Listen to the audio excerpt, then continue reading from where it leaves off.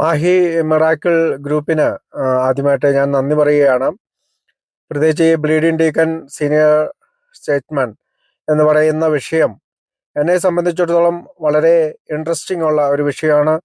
കാരണം എന്നിൽ തന്നെ ഒരുപാട് മാറ്റങ്ങൾ ഉണ്ടാക്കാനായിട്ട് എന്നെ സഹായിച്ചിട്ടുള്ള വിഷയമാണ്. അതുകൊണ്ട് തന്നെ മിറാക്കിൾ ഗ്രൂപ്പിന് എൻ്റെ നന്ദി രേഖപ്പെടുത്തിക്കൊണ്ട് ഞാൻ വിഷയത്തിലേക്ക് കടക്കുകയാണ്. ഈ വിഷയം അവതരിപ്പിക്കുമ്പോൾ ഞാൻ ആദ്യം ചിന്തിക്കുന്നത് ആൽക്കഹോളിക്സ് അനോണിമസിലെ ഒരു അംഗം എങ്ങനെയാണ് ആൽക്കഹോളിക്സ് അനോണിമസിലേക്ക് കടന്നു വരുന്നത് എന്നുള്ളതാണ് ഞാൻ ആദ്യം ചിന്തിക്കാൻ ഉദ്ദേശിക്കുന്നത്. ഇപ്പം ഞാൻ എൻ്റെ കാര്യം പറയുകയാണെങ്കിൽ ഒരു ചികിത്സാ കേന്ദ്രത്തിൽ തീർത്തും മദ്യപാനം ജീവിതത്തെ ബാധിച്ചപ്പോൾ സ്വന്തം ഇഷ്ടപ്രകാരം ഞാൻ അവിടെ ചെന്ന് ചേരുകയാണ് ഉണ്ടായത്.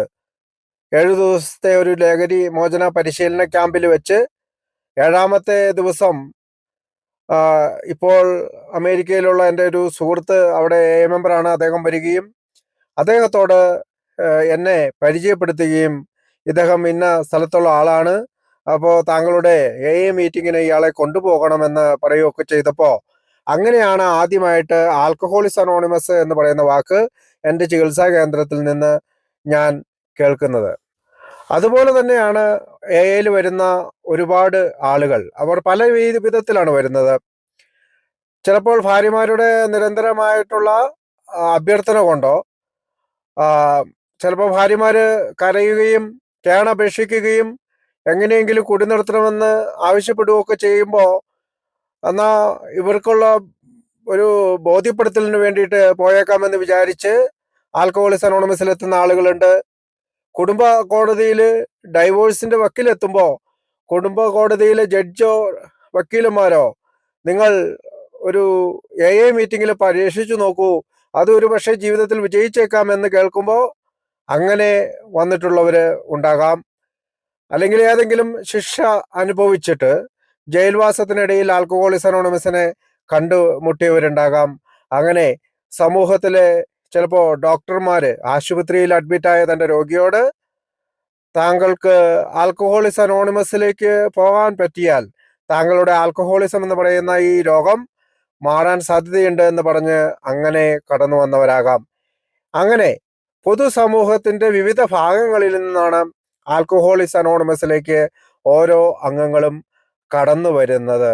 അപ്പോൾ അംഗങ്ങൾ കടന്ന് ഉള്ളിൽ വന്നു കഴിയുമ്പോൾ അവർ ആൽക്കഹോളിക്സ് അനോണിമസിൻ്റെ പടികളെല്ലാം മനസ്സിലാക്കി കഴിയുമ്പോൾ തൻ്റെ ചികിത്സാ രീതി എന്ന് പറയുന്നത് പ്രത്യേകിച്ച് മരുന്നോ മറ്റ് കൗൺസിലിങ്ങോ ഒന്നും ഇല്ല, 1 മുതൽ 12 പടികളിലൂടെയുള്ള ഒരു ജീവിത യാത്രയിലാണ് എനിക്ക് സുബോധം സംരക്ഷിക്കാൻ സാധിക്കുന്നതെന്ന് മനസ്സിലാക്കി കഴിയുമ്പോൾ അദ്ദേഹം ആ കാര്യങ്ങൾ ചെയ്യാൻ തയ്യാറാകും.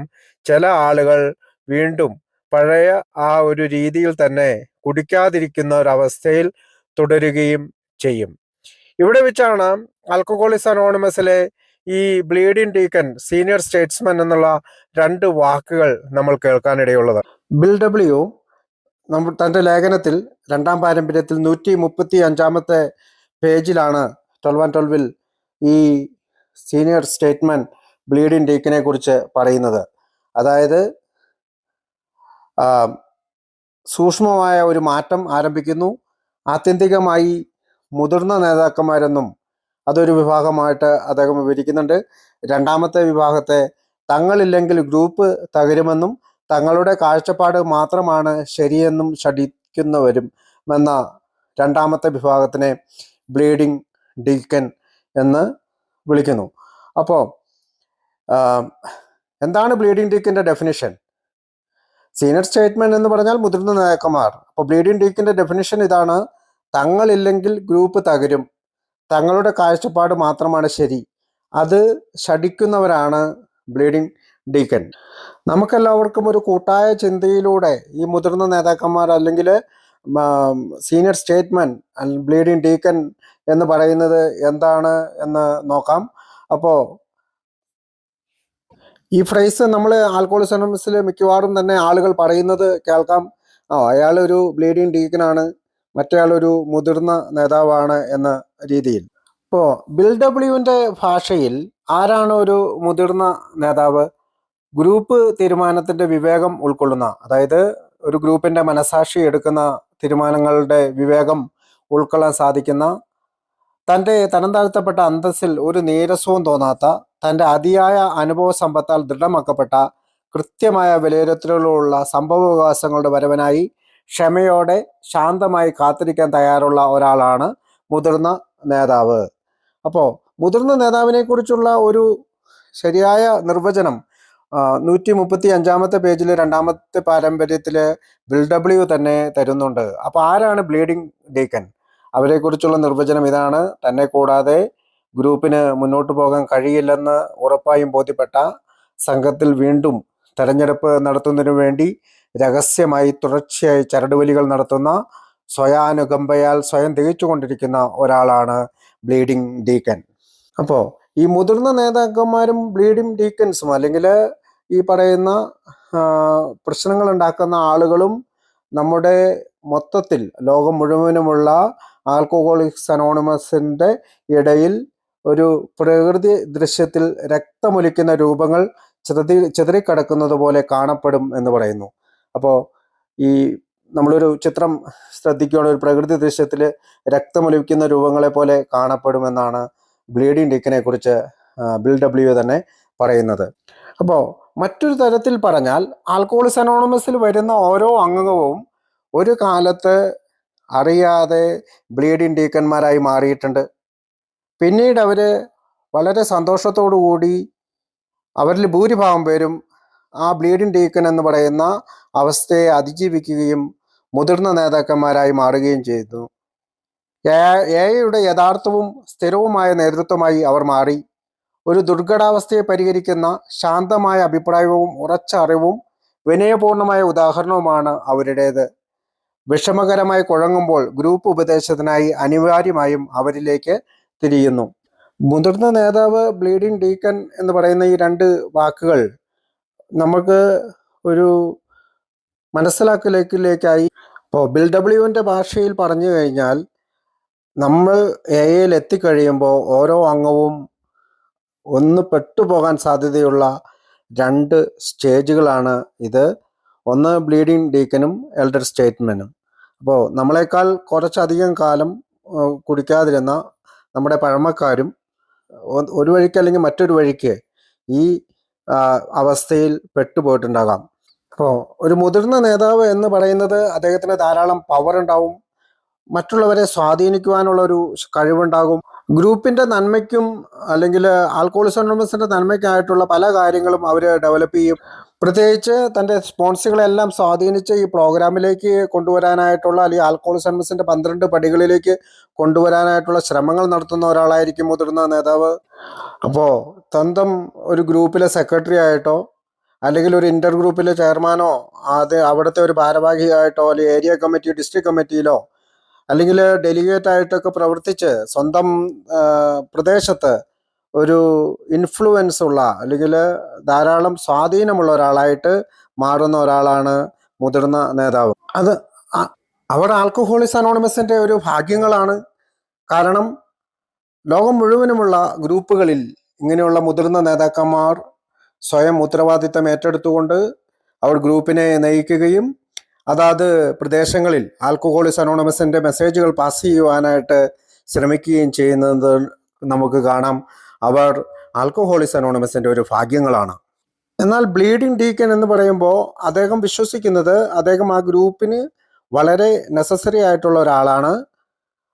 അദ്ദേഹം ഗ്രൂപ്പിൻ്റെ എല്ലാ മാനേജ്മെൻറ്റ് കാര്യങ്ങളിലും ഇൻറ്റേർണലായിട്ട് ഇടപെടും. പ്രത്യേകിച്ച് ഗ്രൂപ്പിൻ്റെ തെരഞ്ഞെടുപ്പുകളെല്ലാം നടക്കുമ്പോൾ ഇന്ന ആളായിരിക്കണം സെക്രട്ടറി, ഇന്ന ആളായിരിക്കണം ചെയർമാൻ എന്ന് അദ്ദേഹത്തിന് താല്പര്യമുള്ള ആളുകളെ കൊണ്ടുവരാൻ ശ്രമിക്കും. ഗ്രൂപ്പിൻ്റെ മനസാക്ഷിയെ അവർ മാറ്റി നിർത്തും.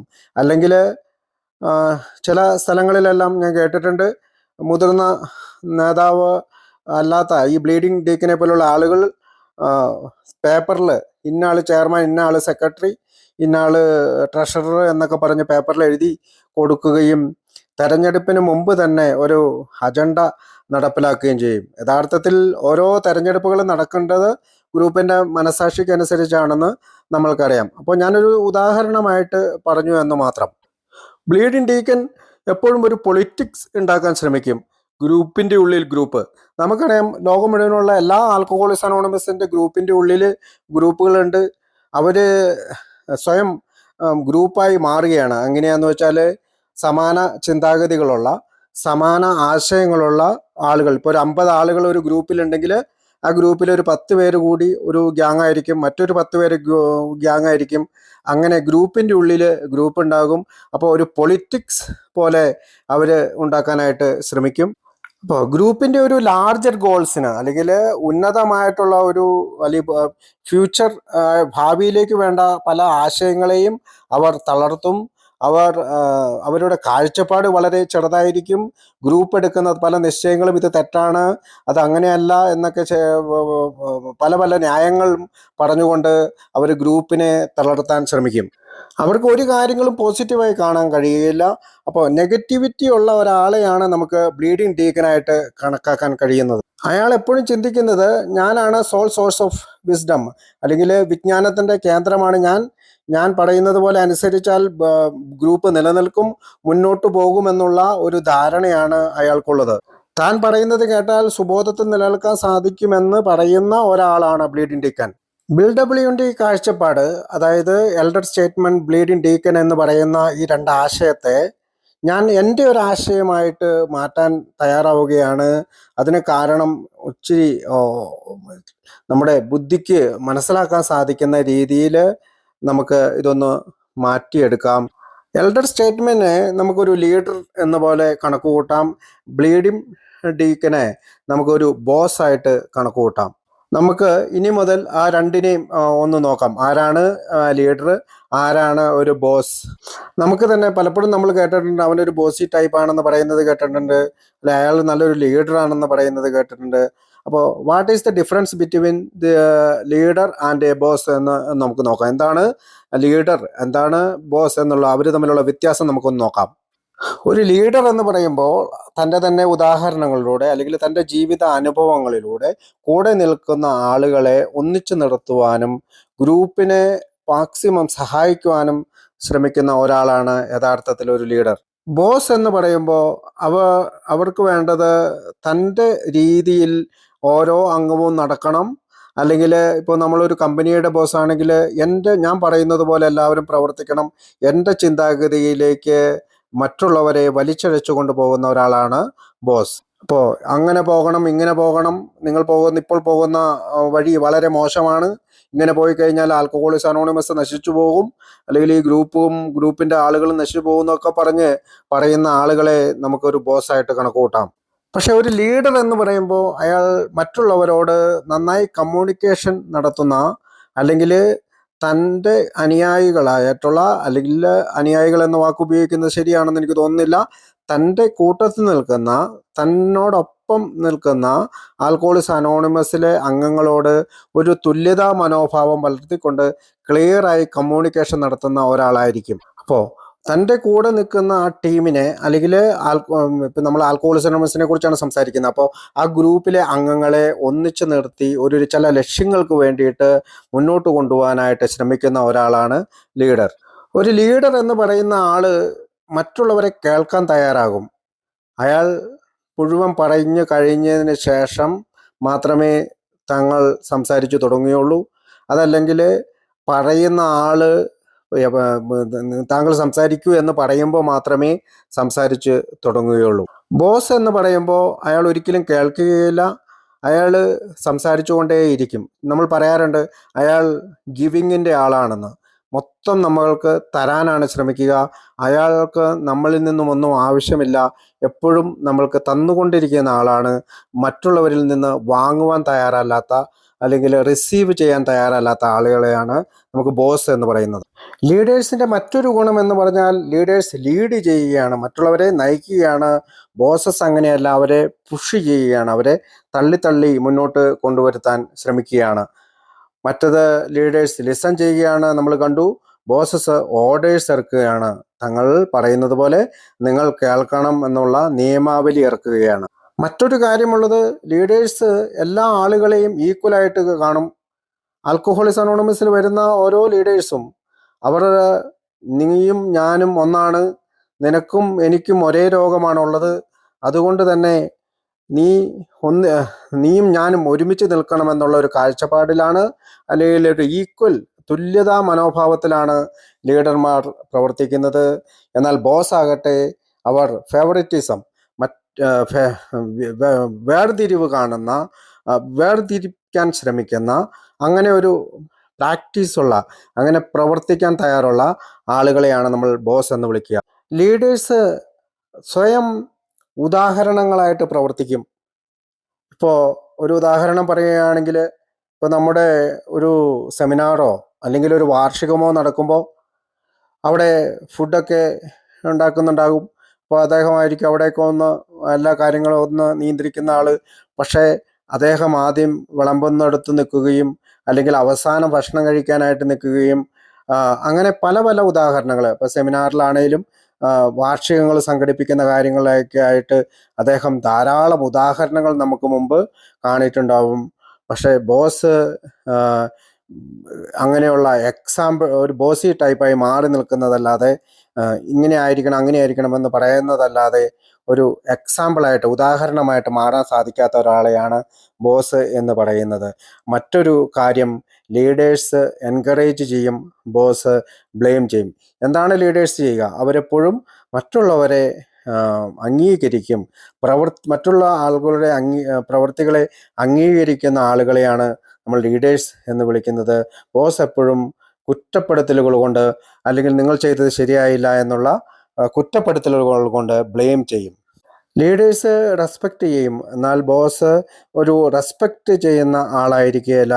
അദ്ദേഹത്തിനെല്ലാം അറിയാം, അതുകൊണ്ട് അദ്ദേഹം മറ്റുള്ളവരെ റെസ്പെക്റ്റ് ചെയ്യാനായിട്ട് മടി കാണിക്കുന്ന ഒരാളായിരിക്കും. ബോസിന് എപ്പോഴും ഫിയർ ഓഫ് ലോസ് ഉണ്ടാവും, അല്ലേ? നഷ്ടം വരുമോ എന്നുള്ള പല ചിന്തകൾ, ഞാൻ പറഞ്ഞ പോലെ ഇതൊക്കെ സംഭവിക്കാതിരിക്കുമോ എന്നുള്ള ചിന്തകളിലൂടെ അദ്ദേഹം പോകും. എന്നാൽ ലീഡറെ സംബന്ധിച്ചിടത്തോളം അങ്ങനെ ഒരു നഷ്ടബോധത്തിൻ്റെ ആവശ്യമില്ല. കാരണം അദ്ദേഹം എല്ലാം ഗ്രൂപ്പിൻ്റെ നന്മയ്ക്കായിട്ട്, അല്ലെങ്കിൽ ആൽക്കഹോളിക്സ് അനോണിമസിൻ്റെ നന്മയ്ക്കായിട്ടാണ് ചിന്തിക്കുന്നത്. അപ്പോൾ ഒരു ഗ്രേറ്റ് ലീഡർ എന്ന് പറയുന്നത് ഒരു മറ്റു ആളുകളുമായിട്ട് ബന്ധപ്പെടുന്നത് ഒരു മാനുഷിക പരിഗണനയുടെ പശ്ചാത്തലത്തിലാണ്. ബോസ് എപ്പോഴും വിലപിച്ചുകൊണ്ടിരിക്കുന്ന ആളായിരിക്കും. ഇതെല്ലാം അൺഫെയർ ആയിട്ടാണ് നടക്കുന്നത്, അല്ലെങ്കിൽ ആൽക്കഹോളിക്സ് അനോണിമസ് ചിന്തിക്കുന്നത് പോലെയല്ല നിങ്ങൾ കാര്യങ്ങൾ നടത്തുന്നത് എന്നുള്ള രീതിയിൽ എപ്പോഴും വിലപിക്കുന്ന ആളായിരിക്കും. അദ്ദേഹം ചെയ്തത് ശരിയായില്ല, അയാൾ ചെയ്തത് ശരിയായില്ല, ഇദ്ദേഹം ചെയ്തത് ശരിയായില്ല എന്നുള്ള നൂറുകണക്കിന് കുറ്റാന്വേഷണ വിഭാഗത്തിലെ മേധാവിനെ പോലെ പ്രവർത്തിക്കുന്ന ഒരാളായിരിക്കും ഈ ബ്ലീഡിംഗ് ഡീക്കൻ അഥവാ ബോസ്. ലീഡറിന്റെ മറ്റൊരു ലക്ഷണം, അല്ലെങ്കിൽ സീനിയർ സ്റ്റേറ്റ്മാൻ എന്ന ഒരു ആളെയാണ് നമ്മൾ ലീഡർ എന്ന് ഉദ്ദേശിക്കുന്നത്. അപ്പോൾ അയാൾ മറ്റുള്ളവരെ ഒരു ആശയം പറയുകയാണ് എങ്കിൽ അത് പോസിറ്റീവായിട്ട് സ്വീകരിക്കുവാനായിട്ട് തയ്യാറാകും, അതിന് വില കൊടുക്കും. അല്ലെങ്കിൽ ഞാൻ പറയുന്ന ആശയം തെറ്റാണോ എന്ന് തെറ്റാണ്, അതുകൊണ്ടാണ് പുതിയ ആശയം തന്നത് എന്ന് വിചാരിക്കുന്ന ഒരാളാണ് ബോസ്. ബോസ് ഒരിക്കലും മറ്റുള്ളവരുടെ ആശയങ്ങളെ സ്വീകരിക്കാൻ തയ്യാറാകില്ല.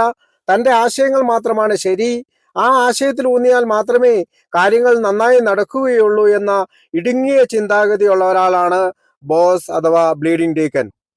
സ്വന്തം ആശയങ്ങൾ മാത്രമല്ല, ഗ്രൂപ്പിൽ നിന്ന് ഉയർന്നു വരുന്ന മറ്റുള്ളവരുടെ ആശയങ്ങൾ കൂടി സ്വീകരിക്കുന്ന, അല്ലെങ്കിൽ തൻ്റെ ജീവിത വിജയത്തിന് വേണ്ടി ഉപയോഗിക്കാൻ തയ്യാറാകുന്ന ഒരാളാണ് സീനിയർ സ്റ്റേറ്റ്മെൻ അല്ലെങ്കിൽ ലീഡർ എന്ന് പറയുന്ന ആളുകൾ.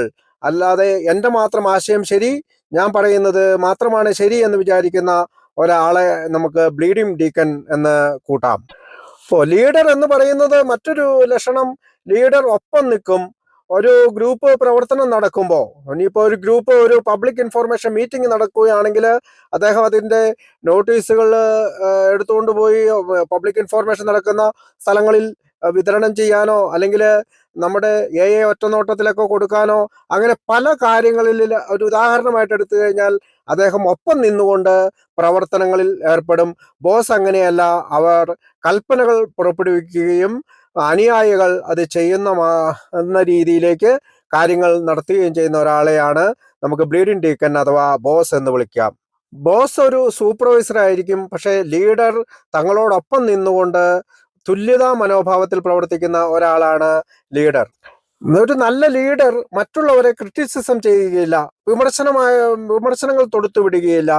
അത് പരസ്യമായിട്ടാണെങ്കിലും രഹസ്യമായിട്ടാണെങ്കിലും ഒരു നല്ല ലീഡർ എന്ന് പറയുന്നത് ഇത്തരം വിമർശനങ്ങളിൽ നിന്നും ഇത്തരം മറ്റുള്ളവരെ കുറ്റപ്പെടുത്തുന്നതിൽ നിന്നും ഒഴിഞ്ഞു മാറിക്കൊണ്ട് തൻ്റെ ലീഡർഷിപ്പ് എന്ന് പറയുന്ന ആറ്റിറ്റ്യൂഡ്, ആ മനോഭാവം നല്ല രീതിയിൽ പ്രകടിപ്പിക്കുന്ന ഒരാളാണ് ലീഡർ.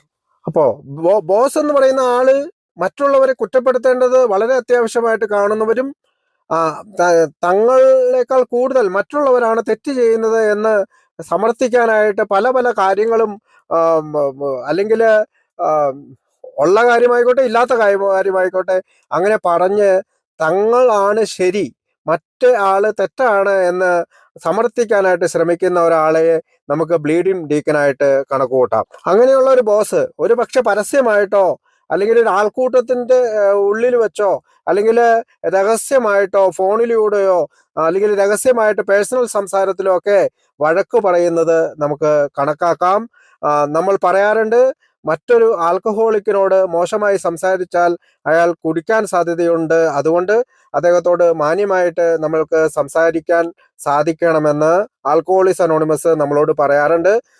പലപ്പോഴും നീ അവനെ കുടിയിലേക്ക് പറഞ്ഞു വിടരുത് കേട്ടോ എന്ന് വഴക്കു കൂടി കഴിയുമ്പോൾ നമ്മുടെ പഴമക്കാര് നമ്മളോട് പറയുന്നത് ഇതാണ്, നീ അവനെ കുടിയിലേക്ക് പറഞ്ഞു വിടരുതെന്ന്.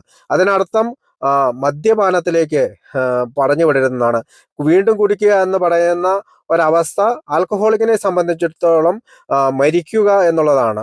നമ്മൾ അവരെ കൊല്ലാൻ ശ്രമിക്കരുത് എന്നാണ് പലപ്പോഴും പഴമക്കാര് നമ്മളോട് പറയാറുള്ളത്. അതുകൊണ്ട് വഴക്കുകൂടലുകളിൽ നിന്ന് അകന്നു നിൽക്കുന്ന ഒരാളാണ് നല്ല ലീഡർ. മോശമായ വാക്കുകളോ സംസാരങ്ങളോ ഒക്കെ വരുന്നത് ഒരു ബ്ലീഡിംഗ് ഡീക്കന്റെ ലക്ഷണമായിട്ട് നമുക്ക് കണക്കാക്കാം. ലീഡർ എപ്പോഴും മറ്റൊരാൾക്ക് തൻ്റെ ഭാഗത്തു നിന്ന് എന്തെങ്കിലും നിർദ്ദേശങ്ങൾ കൊടുക്കുന്നത് പ്രൈവറ്റ് ആയിട്ടുള്ള സെറ്റിങ്സിൽ വെച്ചായിരിക്കും. അതല്ലാതെ ഒരു ഓപ്പൺ എയറിൽ അല്ലെങ്കിൽ മറ്റുള്ളവർ കാണത്തക്ക രീതിയിൽ ലീഡർ ഒരിക്കലും മറ്റൊരാൾക്ക് ഉപദേശങ്ങളോ നിർദ്ദേശങ്ങളോ കൊടുക്കുകയില്ല. ബോസസ് എപ്പോഴും 4-5 പേര് നിൽക്കുമ്പോൾ മാത്രമേ സംസാരിക്കാൻ തയ്യാറാവുകയുള്ളൂ. അവരെപ്പോഴും മറ്റുള്ളവരുടെ മുമ്പിൽ വെച്ച് ഒരാളെ കുറ്റപ്പെടുത്താൻ ശ്രമിക്കും, അല്ലെങ്കിൽ തെറ്റുപറ്റിയിട്ടുള്ള ആളുടെ തെറ്റുകൾ കൃത്യമായി ചൂണ്ടിക്കാണിക്കാൻ മറ്റുള്ളവരുടെ മുമ്പിൽ വെച്ച് ശ്രമിക്കുന്ന ഒരാളെ നമുക്ക് ബോസ് അല്ലെങ്കിൽ ബ്ലീഡിംഗ് ഡീക്കൻ എന്ന് കണക്കുകൂട്ടാം. അല്ലെങ്കിൽ തൻ്റെ സഹപ്രവർത്തകനായ അല്ലെങ്കിൽ സഹയാത്രികനായ ആൽക്കഹോളിക്സ് അനോണിമസിലെ അംഗത്തിനെ എംബാരസ് ചെയ്യുന്ന അല്ലെങ്കിൽ വളരെ മോശപ്പെട്ട രീതിയിൽ നാണം കെടുത്തുന്ന രീതിയിൽ സംസാരിക്കുന്ന ഒരാള് ആണ് എങ്കിൽ ഒരു പക്ഷേ അയാള് ബ്ലീഡിംഗ് ഡീക്കൻ ആയിരിക്കും. ഇങ്ങനെ ആറ്റിറ്റ്യൂഡുള്ള ഒരു ബ്ലീഡിംഗ് ഡീക്കൻ അല്ലെങ്കിൽ ഇങ്ങനെ ആറ്റിറ്റ്യൂഡുള്ള ഒരു ബോസ് എപ്പോഴും ഞാൻ അവനെ തോൽപ്പിച്ചിരിക്കുന്നു അല്ലെങ്കിൽ ഞാൻ അവൻ്റെ മേൽ വിജയം വരിച്ചിരിക്കുന്നു എന്ന് ചിന്തിക്കുന്നവരാണ്. യഥാർത്ഥത്തിൽ അവർ തോൽക്കുകയും മറ്റുള്ളവർ അയാളെ പറ്റി ഇദ്ദേഹം എന്തിനാണ് ഇങ്ങനെ സംസാരിക്കുന്നത് എന്ന് ചിന്തിച്ച് അദ്ദേഹത്തിൻ്റെ ഒരു വിലയിരുത്തൽ ഉള്ളിൻ്റെ ഉള്ളിൽ തന്നെ ആളുകളുടെ ഇടയിൽ ഉണ്ടാവുകയും ചെയ്യും. അപ്പോൾ ലീഡർ എപ്പോഴും ഒരു ഡിസിപ്ലിൻ അല്ലെങ്കിൽ ഒരു അച്ചടക്കമുള്ള ആളായിരിക്കും.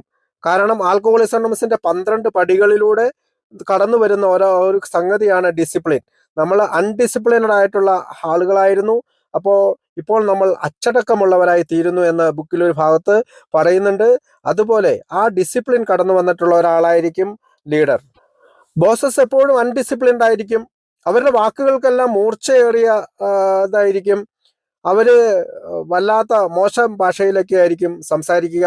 അങ്ങനെയുള്ള ഒരാളെ നമുക്ക് ബ്ലീഡിംഗ് ഡീക്കൻ അല്ലെങ്കിൽ ബോസ് എന്ന് വിളിക്കാം. ബോസസ് എപ്പോഴും മറ്റുള്ളൊരാളെ താഴ്ത്തി കെട്ടി സംസാരിക്കുന്ന, മറ്റുള്ളവരെ പറ്റി മോശമായി സംസാരിക്കുന്ന, മറ്റേ ആളുകൾ വളരെ ചെയ്യുന്നത് ശരിയല്ല എന്ന് വിചാരിക്കുന്ന ഒരാളാണ് ബ്ലീഡിംഗ് ഡീക്കൻ അല്ലെങ്കിൽ ബോസ്.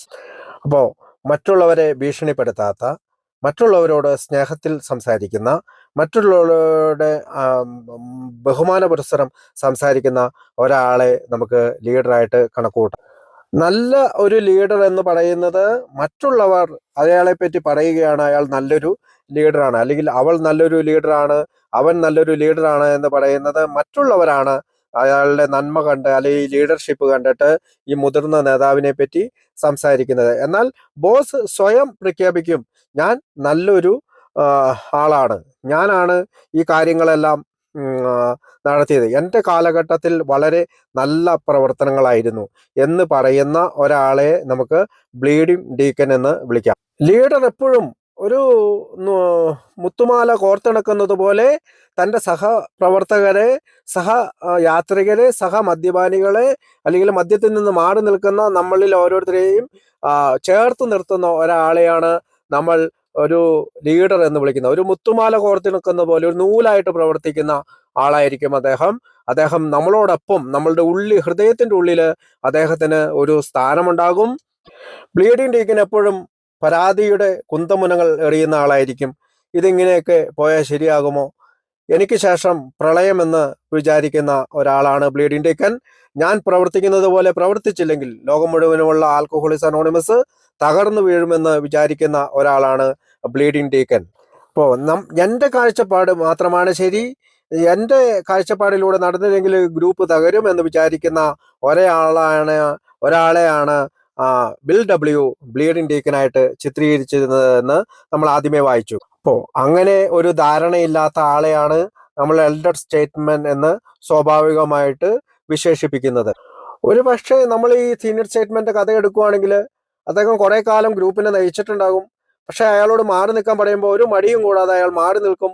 അല്ലെങ്കിൽ പുതിയ ഒരാളെ, ആൽക്കഹോളിക്സ് അനോണിമസിന്റെ പുതിയതായിട്ട് വന്ന ഒരാളെ സെക്രട്ടറി സ്ഥാനത്തേക്കോ ചെയർമാൻ സ്ഥാനത്തേക്കോ ഒക്കെ വരുമ്പോൾ സന്തോഷത്തോടുകൂടി സ്വീകരിക്കുകയും ഞാൻ ഇങ്ങനെയൊക്കെ തന്നെയാണ് പ്രവർത്തിച്ചത്, എനിക്കതുകൊണ്ട് ധാരാളം ഗുണങ്ങളുണ്ടായി എന്നൊക്കെ പറഞ്ഞ് ബോധ്യപ്പെടുത്തിക്കൊണ്ട് അദ്ദേഹത്തിന്റെ സർവീസിനെ കൂടുതൽ മനോഹരിതയിലേക്ക് എത്തിക്കുവാനായിട്ട് സഹായിക്കുന്ന ഒരാളെ നമുക്ക് ലീഡറായിട്ട് കണക്കുകൂട്ടാം, അല്ലെങ്കിൽ സീനിയർ സ്റ്റേറ്റ്മാൻ ആയിട്ട് കണക്കുകൂട്ടാം. കാരണം ഒരു സീനിയർ സ്റ്റേറ്റ്മെന്റ് എന്ന് പറയുമ്പോൾ അദ്ദേഹത്തിന് ധാരാളം അനുഭവ സമ്പത്തുണ്ട്. അതുകൊണ്ട് തന്നെ കൃത്യമായ ചില വിലയിരുത്തലുകൾ അദ്ദേഹത്തിനുണ്ട്.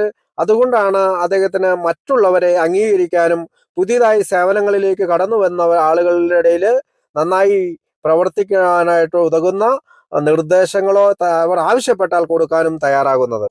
അപ്പോൾ നല്ല സംഭവ വികാസങ്ങളുടെ വരവിനായിട്ട് ശാന്തമായിട്ട് കാത്തിരിക്കാൻ തയ്യാറുള്ള ഒരാളെയാണ് നമ്മൾ മുതിർന്ന നേതാവ് എന്ന് വിളിക്കുന്നത്.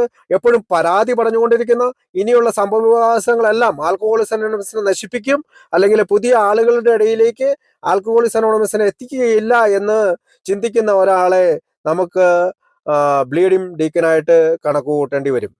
ബ്ലീഡിംഗ് ഡീക്കനെ ബിൽ ഡബ്ല്യു വിശേഷിപ്പിക്കുന്നത് സ്വയാനുകമ്പയാൽ ദഹിച്ചുകൊണ്ടിരിക്കുന്ന ഒരാളെന്നാണ്. എന്നാൽ അതിന്റെ അർത്ഥം എന്താണെന്ന് വെച്ചാൽ, ഞാൻ ഇല്ലെങ്കിൽ ഈ ഗ്രൂപ്പ് ഉണ്ടാകുകയില്ല, ഞാൻ പ്രവർത്തിക്കുന്നത് പോലെ മറ്റുള്ളവർ പ്രവർത്തിച്ചില്ലെങ്കിൽ ഗ്രൂപ്പ് നിലനിൽക്കുകയില്ല എന്ന് വിചാരിക്കുന്ന ഒരാളെ നമുക്ക് ബ്ലീഡിംഗ് ഡീക്കനായിട്ട് കണക്ക് കൂട്ടാം. ഏറ്റവും ചുരുക്കത്തില് ബ്ലീഡിംഗ് ഡീക്കനെ പറ്റി ബിൽ ഡബ്ല്യു വിളിക്കുന്ന ഒരു ഭാഷ രക്തമൊലിക്കുന്ന രൂപങ്ങൾ എന്നാണ്. ഞാൻ ആദ്യമേ പറഞ്ഞു, ഒരു ഈ പ്രകൃതിയുടെ ചിത്രത്തിൽ അവിടെ ഇവിടെയെല്ലാം രക്തമൊലിക്കുന്ന രൂപങ്ങളായിട്ട് ചിന്നിച്ചിതറി കിടക്കുന്ന രൂപങ്ങൾ നമ്മൾ കാണുകയാണെങ്കിൽ അതാണ് ബ്ലീഡിംഗ് ഡീക്കൻ എന്നാണ് ബിൽ ഡബ്ല്യു വിശേഷിപ്പിക്കുന്നത്. നമ്മൾ ആൽക്കഹോളിക്സ് അനോണിമസിന്റെ മൊത്തത്തിൽ ലോകം മുഴുവനുമുള്ള ഒരു കാഴ്ചപ്പാടിൽ കണ്ടുകൊണ്ട് വേണം ഈ ബ്ലീഡിംഗ് ഡീക്കൻ എൽഡർ സ്റ്റേറ്റ്മെന്റ് എന്നുള്ള കാര്യത്തെ തിരഞ്ഞെടുക്കാൻ. നമ്മുടെ നാട്ടിലെ, അല്ലെങ്കിൽ നമ്മുടെ ഒരു ചെറിയ സ്റ്റേറ്റിലെ കാര്യമോ അല്ലെങ്കിൽ നമ്മുടെ ഒരു രാജ്യത്തെ കാര്യമോ അല്ല പറയുന്നത്. തീർച്ചയായും ലോകം മുഴുവനുമുള്ള ആൽക്കഹോളിക്സ് അനോണിമസിലെ അംഗങ്ങളുടെ കാര്യമാണ് ബിൽ ഡബ്ല്യു തന്റെ ലേഖനത്തിൽ പറയുന്നത്. ഇപ്പോൾ ഗ്രൂപ്പിന്റെ എന്തെങ്കിലും പ്രശ്നങ്ങൾ ഉണ്ടാവുമ്പോൾ അതിന് ശാന്തമായ ചില നിർദ്ദേശങ്ങൾ മുന്നോട്ട് വയ്ക്കുന്ന, ലളിതമായ ചില മാർഗങ്ങൾ പറയുന്ന ആളെ നമുക്ക് എപ്പോഴും സീനിയർ സ്റ്റേറ്റ്മെന്റ് ആയിട്ട് കണക്ക് കൂട്ടാം. സീനിയർ സ്റ്റേറ്റ്മെന്റ് ഒരിക്കലും ഉത്തരവുകൾ നടത്തുന്നില്ല എന്നാണ് ബിൽ ഡബ്ല്യു പറയുന്നത്.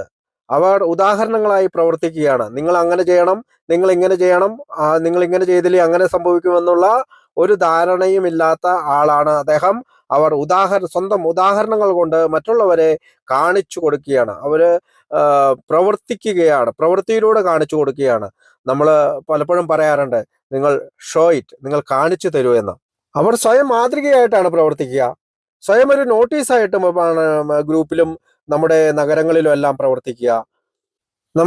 നമുക്കറിയാം, നമ്മുടെ ബിസിനസ് മീറ്റിങ്ങുകളിൽ നടക്കുന്ന ഗ്രൂപ്പ് മനസാക്ഷി. അപ്പൊ ഗ്രൂപ്പ് മനസാക്ഷിയെ സഹായിക്കുന്നതിൽ ഒരു പങ്ക് വഹിക്കുന്ന ആളാണ് ഈ സീനിയർ സ്റ്റേറ്റ്മാൻ, അല്ലെങ്കിൽ നല്ലൊരു ലീഡർ. അവരുടെ ചില ആശയങ്ങൾ, ചില നിർദ്ദേശങ്ങൾ ഗ്രൂപ്പിന് കൊടുക്കുമ്പോൾ ഗ്രൂപ്പ് മൊത്തത്തിൽ അവരുടെ നിർദ്ദേശങ്ങൾ സ്വീകരിക്കാൻ തയ്യാറാവുകയും അങ്ങനെ ആ നിർദ്ദേശങ്ങളിലൂടെ മുന്നോട്ട് പോകുമ്പോൾ ഗ്രൂപ്പിൻ്റെ ചില പ്രധാന ലക്ഷ്യങ്ങളിലേക്ക്, നമുക്കറിയാം എല്ലാ ഗ്രൂപ്പുകളും ലോകത്ത് പ്രവർത്തിക്കുന്നത് മറ്റൊരു മദ്യാസക്തനിലേക്ക് തൻ്റെ ആൽക്കഹോളിക്സ് അനോണിമസ് എന്ന് പറയുന്ന സന്ദേശം എത്തിക്കുവാനായിട്ടാണ്. അത് തന്നെയാണ് ആൽക്കഹോളിക്സ് അനോണിമസിന്റെ ബിസിനസ്. വേറെ ഒരു ബിസിനസ്സും നമ്മുടെ ഉള്ളിലില്ല. താൻ കുടിക്കാതിരിക്കുക, മറ്റുള്ളവരെ കുടിക്കാതിരിക്കാൻ സഹായിക്കുക എന്നുള്ളതാണ് ഒരു ഗ്രൂപ്പിൻ്റെയും ഓരോ അംഗങ്ങളുടെയും പ്രധാന കടമ, ലക്ഷ്യം അത് മാത്രമാണ്. അപ്പോൾ മുതിർന്ന നേതാവ് എന്ന് പറയുന്നത് ഗ്രൂപ്പിന്റെ മനസാക്ഷിയെ ഒരു നല്ല തീരുമാനത്തിലേക്ക് എത്തിക്കുവാൻ സഹായിക്കുന്ന ഒരാൾ കൂടിയാണ്. ആൽക്കഹോളിക്സ് അനോണിമസിന്റെ സാഹിത്യത്തില് ഒരു ഭാഗത്ത് പറയുന്നത്, ഒരു പാംലെറ്റിൽ പറയുന്നത്, ആൽക്കഹോളിക്സ് അനോണിമസിന്റെ വാതിലുകൾക്ക് വലിയ കനമുണ്ടായിരുന്നു എന്നാണ്. നമുക്കറിയാം വാതിലുകൾ ആൽക്കഹോളിക്സ് അനോണിമസിലേക്ക് ആദ്യമായിട്ട് കടന്നു വരുന്ന ഒരംഗം എത്രമാത്രം കഷ്ടതയും ദുരിതവും അനുഭവിച്ചിട്ടാണ് ആൽക്കഹോളിക്സ് അനോണിമസിന്റെ ഉള്ളിൽ വരുന്നത് എന്ന് നമുക്ക് കൃത്യമായിട്ട് അറിയുള്ളതാണ്. ഞാൻ ആദ്യം പറഞ്ഞതുപോലെ സമൂഹത്തിലെ വിവിധ ഭാഗങ്ങളിൽ നിന്ന്, വിവിധ തലങ്ങളിൽ നിന്നാണ് ആൽക്കഹോളിക്സ് അനോണിമസിന്റെ ഉള്ളിലേക്ക് അംഗങ്ങൾ എത്തുന്നത്. അത് കോടതിയിൽ നിന്ന് പറയുന്നത് മുതൽ, ജയിലിൽ കടന്ന് മീറ്റിംഗ് കൂടിയത് മുതൽ, ഒരു ഡോക്ടറുടെ നിർദ്ദേശമനുസരിച്ച് മീറ്റിങ്ങിൽ വന്നത് മുതൽ, ഭാര്യയുടെ നിരന്തരമായിട്ടുള്ള നിർബന്ധം മൂലം വന്നത് മുതൽ, അങ്ങനെ പല രീതിയിലാണ് സമൂഹത്തിന്റെ ഒരു പരിച്ഛേദം എന്ന രീതിയിൽ ആൽക്കഹോളിക്സ് അനോണിമസിലേക്ക് അംഗങ്ങൾ കടന്നു വരുന്നത്. ആൽക്കഹോളിക്സ് അനോണിമസിന്റെ മൂന്നാം പാരമ്പര്യം പറയുന്നത് കുടി നിർത്തണമെന്ന ആഗ്രഹം മാത്രമാണ് എയിൽ ചേരുവാനുള്ള ഒരേ ഒരു യോഗ്യത. ഈ പാരമ്പര്യം നിലവിൽ വരുന്നതിന് മുമ്പ് ഒരുപാട് പ്രശ്നങ്ങൾ ആൽക്കഹോളിക്സ് അനോണിമസ് നേരിട്ടിട്ടുണ്ട് എന്ന് മൂന്നാം പാരമ്പര്യത്തിൽ തൻ്റെ ലേഖനത്തിൽ ബിൽ ഡബ്ല്യു പറയുന്നുണ്ട്. അതിനൊരു പ്രധാന കാരണം എല്ലാ ആളുകളെയും ആൽക്കഹോളിക്സ് അനോണിമസിലേക്ക് പ്രവേശനം നൽകണ്ട, കാരണം അവർക്ക് സത്യസന്ധമായ ഒരു ആഗ്രഹമുണ്ടോ എന്ന് നമ്മൾക്ക് അറിയില്ല എന്ന് അന്നത്തെ അംഗങ്ങൾ സംശയം പ്രകടിപ്പിച്ചു. അതുകൊണ്ട് തന്നെ ആദ്യ കാലഘട്ടങ്ങളിൽ കുടി നിർത്തണമെന്ന സത്യസന്ധമായ ആഗ്രഹം മാത്രമാണ് എയിൽ ചേരുവാനുള്ള ഒരേ ഒരു യോഗ്യത എന്നുണ്ടായിരുന്നത്. പിന്നീട് നമ്മുടെ അംഗങ്ങൾ സത്യസന്ധത എന്ന വാക്ക് എടുത്തു കളഞ്ഞു. കാരണം ആൽക്കഹോളിക്സ് അനോണിമസിൽ എത്തുന്ന ഒരാൾക്ക് സത്യസന്ധതയോ ഉണ്ടോ ഇല്ലയോ എന്ന് തിരിച്ചറിയാനായി യാതൊരുവിധ മെഷീനോ അല്ലെങ്കിൽ അങ്ങനെയുള്ള ഒരു സാഹചര്യമോ ഇല്ലാത്തത് കൊണ്ടാണ് പിന്നീട് കുടി നിർത്തണമെന്നുള്ള ആഗ്രഹം മാത്രമാണ് എയിൽ ചേരുവാനുള്ള ഒരേ ഒരു യോഗ്യത എന്ന് മൂന്നാം പാരമ്പര്യം എഴുതപ്പെട്ടത്. മൂന്നാം പാരമ്പര്യത്തിന്റെ ദീർഘരൂപത്തിൽ ഇങ്ങനെ പറയുന്നുണ്ട്: നമ്മുടെ അംഗത്വത്തിൽ മദ്യപാനാസക്തി മൂലം കഷ്ടപ്പെടുന്ന എല്ലാവരും ഉൾപ്പെടേണ്ടിയിരിക്കുന്നു. അതുകൊണ്ട് മുക്തി കിട്ടണമെന്ന് ആഗ്രഹിക്കുന്ന ആരെയും നാം നിരാകരിക്കരുത്. അതായത് അംഗത്വം ധനത്തെയോ രമ്യതയെയോ ആശ്രയിച്ചായിരിക്കരുത് എന്ന് പറയുന്നുണ്ട്. അപ്പോൾ അന്നത്തെ അംഗങ്ങൾ എയിലേക്ക് എല്ലാവരെയും പ്രവേശിപ്പിക്കേണ്ട, ശുദ്ധ മദ്യപാനികളെ അല്ലെങ്കിൽ റിയൽ ആൽക്കഹോളിക്കിനെ മാത്രം, അല്ലെങ്കിൽ സെയിന്റ് ആയിട്ടുള്ള ആൽക്കഹോളിക്കിനെ മാത്രം, സെയിന്റ് ആൽക്കഹോളിക് എന്ന് വിളിക്കുന്നത് ശുദ്ധമായ മദ്യപാനികൾ, റിയൽ ആയിട്ടുള്ള മദ്യപാനികളെ മാത്രം പ്രവേശിപ്പിച്ചാൽ മതി എന്ന് അന്നത്തെ ആളുകൾ ഒരു നിയന്ത്രണമുള്ള ഒരു അവസ്ഥയിലേക്ക് ആൽക്കഹോളിക്സ് അനോണിമസിനെ എത്തിക്കാൻ ശ്രമിച്ചു. ശുദ്ധ മദ്യപാനികൾ എന്ന് അവരുദ്ദേശിച്ചത് മദ്യാസക്തി കൊണ്ട് കുഴപ്പമുണ്ട്, പക്ഷേ മറ്റ് ദുരന്തങ്ങളോ ഒന്നും ഇല്ലാത്തവരായിരുന്നു. അതുകൊണ്ട് ഭിക്ഷക്കാരായിട്ടുള്ള ആളുകളെ, ഭ്രാന്താലയത്തിലെ അന്തേവാസികൾ, തെണ്ടികൾ, തടവുകാർ, സ്വവർഗാനുരാഗികൾ, വെറും ഭ്രാന്തന്മാർ, ആഭിസാരികമാർ തുടങ്ങിയവരെ നമ്മൾ പുറത്ത് നിർത്താനായി ശ്രമിച്ചു. ബിൽ ഡബ്ല്യു പിന്നീട് പറയുന്ന ഒരു വാക്ക് അതേ സർ എന്നാണ്. അപ്പോൾ സർ എന്ന വാക്ക് ബിൽ ഡബ്ല്യു ഉപയോഗിക്കുന്ന ഒരു ലേഖനത്തിന്റെ ഈ ഒരു ഭാഗം മാത്രമാണ് നമ്മൾക്ക് കാണാൻ കഴിയുക. അതേ സർ, ശുദ്ധരായ ആദരണീയരായ മദ്യപാനികളെ മാത്രമാണ് നമ്മൾ സേവിക്കുന്നത്. മറ്റുള്ളവർ തീർച്ചയായും നമ്മെ നശിപ്പിക്കും. മാത്രമല്ല, അത്തരം വിചിത്രരായ ആൾക്കാരെ നമ്മൾ ഉൾപ്പെടുത്തുകയാണെങ്കിൽ മാന്യരായ ആൾക്കാർ നമ്മെക്കുറിച്ച് എന്ത് പറയും? എയ്ക്ക് ചുറ്റും നമ്മൾ മികച്ച കമ്പി വല കൊണ്ടൊരു വേലി തീർത്തു എന്ന് ആ ലേഖനത്തിൽ പറയുന്നുണ്ട്. അപ്പോൾ ശുദ്ധരായ മദ്യപാനികൾ മാത്രം പ്രവേശിപ്പിക്കുവാനായിട്ട് നമ്മൾ ശ്രമിച്ചു. പിന്നീട് അത് ഒരു തമാശയായിട്ട് നമുക്ക് തോന്നി. നമ്മൾ പഴമക്കാരായിട്ടുള്ള ആൽക്കഹോളിക്സ് അനോണിമസിൽ അന്നത്തെ ഘട്ടത്തിലുള്ളവർ അസഹിഷ്ണുത ഉള്ളവരായി മാറി. പക്ഷേ പിന്നീട് എല്ലാവരെയും പ്രവേശിപ്പിക്കണമെന്നുള്ള ഒരു കാര്യത്തിലേക്ക് അസഹിഷ്ണുത മാറ്റി, അല്ലെങ്കിൽ ഭയം മാറ്റി എല്ലാവരെയും പ്രവേശിപ്പിക്കണമെന്നുള്ള ഒരു ധാരണയിലേക്ക് അന്നത്തെ ആൽക്കഹോളിക്സ് അനോണിമസിലെ പഴമക്കാര് എത്തിച്ചേർന്നു. അപ്പോൾ എല്ലാവരെയും പ്രവേശിപ്പിക്കുവാനായിട്ടുള്ള ഒരു തീരുമാനമെടുത്തപ്പോൾ അങ്ങനെ കുഴപ്പക്കാരായിരുന്ന ആളുകൾ ക്ഷമയെക്കുറിച്ചും സഹിഷ്ണുതയെക്കുറിച്ചും ഭാവിയിൽ നമ്മെ പഠിപ്പിക്കുന്ന പ്രധാനപ്പെട്ട അധ്യാപകരായി മാറി. നമ്മളെ സംബന്ധിച്ചിടത്തോളം ഇന്ന് ആൽക്കഹോളിക്സ് അനോണിമസിലേക്ക് കടന്നു വരുന്ന അംഗങ്ങൾ അവരുടെ ഷെയറിങ്ങുകളിൽ നമ്മൾക്ക് നല്ല ഒരു പഠനം തരുന്നുണ്ട്. പലപ്പോഴും നമ്മൾ പറയാറുണ്ട്, ഒരേ സമയം അധ്യാപകരും ഒരേ സമയം സ്റ്റുഡൻറ്റുമായി മാറുന്ന ഒരു പ്രക്രിയയാണ് ആൽക്കഹോളിക്സ് അനോണിമസിൻ്റെ ഉള്ളിൽ നടക്കുന്നത്. അപ്പോൾ രക്ഷപ്പെടാനുള്ള ഒരു മദ്യപാനിയുടെ ഒരു സാധ്യതയും നമ്മൾ എടുത്തു കളയുന്നത് അവന് മരണശിക്ഷ വിധിക്കുന്നതിന് തുല്യമാകുമെന്നുള്ള ചിന്തയാണ്, അല്ലെങ്കിൽ അവന് അന്തമില്ലാത്ത ഒരു ദുരിതത്തിലേക്ക് അവനെ തള്ളിവിടുമെന്നുള്ള ചിന്തയാണ് ഈ അംഗത്വ നിയമത്തിലെ നിയന്ത്രണം എടുത്തു മാറ്റാനായിട്ട് നമ്മെ പഠിപ്പിച്ച അനുഭവം. അങ്ങനെ തൻ്റെ തന്നെ രോഗിയായ സഹോദരൻ്റെ ന്യായാധിപനാകാനും ന്യായാധിപക സമിതിയിൽ അംഗമാകാനും പിന്നെ ആരച്ചാരാകാനും ആര് ധൈര്യപ്പെടുമെന്നാണ് ബിൽ ഡബ്ല്യു ലേഖനത്തിൽ ചോദിക്കുന്നത്. അപ്പോൾ അങ്ങനെയുള്ള എല്ലാ അംഗത്വ നിയമങ്ങളും എടുത്തു കളഞ്ഞുകൊണ്ടാണ് പിന്നീട് നമ്മളെല്ലാവരെയും പ്രവേശിപ്പിക്കുവാൻ തയ്യാറായത്. അപ്പോൾ ഓരോ അംഗത്തോടും പറയുകയാണ്, നിങ്ങൾ ആരു തന്നെ ആയാലും, നിങ്ങൾ എത്ര തന്നെ അധപ്പതിച്ചു പോയിരുന്നാലും, നിങ്ങളുടെ വൈകാരിക സങ്കീർണതകൾ, നിങ്ങളുടെ കുറ്റകൃത്യങ്ങൾ പോലും എത്ര തന്നെ ഗുരുതരമായിരുന്നാലും യിൽ നിന്ന് നിങ്ങളെ നിഷേധിക്കുവാൻ ഞങ്ങൾക്ക് കഴിയില്ല. നിങ്ങളെ പുറത്തു നിർത്തുവാൻ ഞങ്ങൾക്ക് ആഗ്രഹവുമില്ല. നിങ്ങൾ എത്ര തന്നെ അക്രമാസക്തനോ വക്രതയുള്ളവനോ ആയിരുന്നാലും നിങ്ങൾ ഞങ്ങളെ അപായപ്പെടുത്തുമെന്ന് അല്പം പോലും ആൽക്കഹോളിക്സ് അനോണിമസ് ഭയക്കുന്നില്ല. സുബോധത്തിനായി ഞങ്ങൾക്കുണ്ടായിരുന്നത് പോലത്തെ മഹത്തായ ഒരു അവസരം നിങ്ങൾക്കും ഉണ്ടാകുന്നത് ഉറപ്പാക്കാൻ ഞങ്ങൾ ആഗ്രഹിച്ചു. അതിനാൽ നിങ്ങൾ സ്വയം പ്രഖ്യാപിക്കുന്ന നിമിഷം മുതൽ നിങ്ങൾ എയിലെ ഒരു അംഗമാണ്. അങ്ങനെ ആൽക്കഹോളിക്സ് അനോണിമസിൻ്റെ ഉള്ളിലെത്തുന്ന ഒരംഗം ഒരു മാനസിക മാറ്റത്തിന് തയ്യാറാകണം, ഒരു സൈക്കിക് ചേഞ്ചിന് തയ്യാറാകണം. അങ്ങനെ സൈക്കിക് ചേഞ്ചിന് തയ്യാറായിട്ടുള്ള ഒരാൾക്കാണ് ഒരു സീനിയർ സ്റ്റേറ്റ്മെൻ്റ് ആയിട്ട് മാറാൻ സാധിക്കുകയുള്ളൂ. അല്ലാത്തവരെ നമ്മൾ വിളിക്കുന്നത് ഡ്രൈ ഡ്രങ്ക് എന്നാണ്, അല്ലെങ്കിൽ കുടിക്കാത്ത കുടിയൻ എന്നാണ്. അത് നമ്മൾക്ക് പലപ്പോഴും നമ്മുടെ മാഹി മീറ്റിങ്ങിലും മറ്റു പല മീറ്റിങ്ങുകളിലും ഡ്രൈ ഡ്രങ്കിനെ പറ്റി പലരും പല രീതിയിൽ സംസാരിച്ചുകൊണ്ട് അതിനെപ്പറ്റി ചിത്രീകരിക്കാൻ ഞാൻ പോകുന്നില്ല. എന്നെ സംബന്ധിച്ചിടത്തോളം ഇന്നത്തെ വിഷയം bleeding deacon and senior statement എന്നുള്ള അതാണ്. അപ്പോൾ അംഗത്വത്തിന് നിയമം മദ്യപാനം നിർത്തണമെന്നുള്ള ആഗ്രഹം മാത്രമാണ്. പലപ്പോഴും പഴമക്കാർ തമാശയായിട്ട് പറയാറുണ്ട്, ആഗ്രഹത്തോടു കൂടി അവസാനം വരെ കുടിക്കുകയും ചെയ്യാമെന്ന്. അപ്പോൾ ആൽക്കഹോളിക്സ് അനോണിമസിലേക്ക് കടന്നു വരുന്ന ഒരംഗം കുടി നിർത്താൻ താല്പര്യമുള്ള, അല്ലെങ്കിൽ കുടി നിർത്തണമെന്ന് അതിയായ ആഗ്രഹമുള്ള ഒരാളാണ്. അതിനുള്ള പ്രവർത്തനങ്ങൾ ചെയ്യുന്ന ആളാണ്. അതിൻ്റെ പേരാണ് 12 പടികൾ, അല്ലെങ്കിൽ ആൽക്കഹോളിക്സ് അനോണിമസിൻ്റെ 12 സ്റ്റെപ്പ് പ്രോഗ്രാം. അപ്പോൾ ആൽക്കഹോളിക്സ് അനോണിമസ് എന്ന് പറയുന്നത് മദ്യപാനത്തിൽ നിന്ന് മാറി നിന്നവരുടെ കൂട്ടായ്മയാണ്. മദ്യപാനികളുടെ കൂട്ടായ്മയാണെന്ന് പലരും ചിന്തിച്ചിരിക്കുന്നു. മദ്യപാനികളുടെ കൂട്ടായ്മയല്ല. നമ്മുടെ പഴമക്കാർ നമ്മളോട് പറയാറുണ്ട്, മദ്യപാനികളുടെ കൂട്ടായ്മ എവിടെയാണ്? ബ്രാൻഡിക്കടകളിൽ, അല്ലെങ്കിൽ ബാറിൽ, അല്ലെങ്കിൽ അത്തരം മദ്യം വിളമ്പുന്ന പാർട്ടികളിലൊക്കെയാണ് മദ്യപാനികളുടെ കൂട്ടായ്മ. ഇത് മദ്യത്തിൽ നിന്ന് മാറി നിൽക്കുന്നവരുടെ കൂട്ടായ്മയാണ്. മദ്യത്തിൽ നിന്ന് മാത്രമല്ല, എല്ലാ സ്വഭാവ വൈകല്യങ്ങളിൽ നിന്ന് മാറി നിൽക്കുന്നവരുടെ കൂട്ടായ്മ. അപ്പോൾ ആൽക്കഹോളിക്സ് അനോണിമസിൻ്റെ 3-ാം പാരമ്പര്യം വളരെ അർത്ഥമുള്ളതാണ്. കാരണം എല്ലാ കടുത്ത മദ്യപാനികളോടും, അല്ലെങ്കിൽ റിയൽ ആൽക്കഹോളിക്കിനോടും പറയുന്നത്, നിങ്ങൾ എയിലെ ഒരംഗമാണ്. അപ്രകാരം നിങ്ങൾ പറയുന്നുവെങ്കിൽ ഇതിനുള്ളിലാണെന്ന് നിങ്ങൾക്ക് സ്വയം പ്രഖ്യാപിക്കാം. ആർക്കും നിങ്ങളെ പുറത്തു നിർത്താൻ കഴിയുകയില്ല. അങ്ങനെ ആൽക്കഹോളിക്സ് അനോണിമസിൻ്റെ ഒരു വിശാലമായ ലോകത്തിലേക്ക് കടന്നു വരുന്ന ഒരംഗത്തിനോട് ആൽക്കഹോളിക്സ് അനോണിമസ് പറയുന്ന ഒരു കാര്യമാണ്, നിങ്ങൾ ലീഡർ ആകണം, അല്ലെങ്കിൽ നിങ്ങളൊരു നല്ല സീനിയർ സ്റ്റേറ്റ്മെൻ്റ് ആയി മാറണം.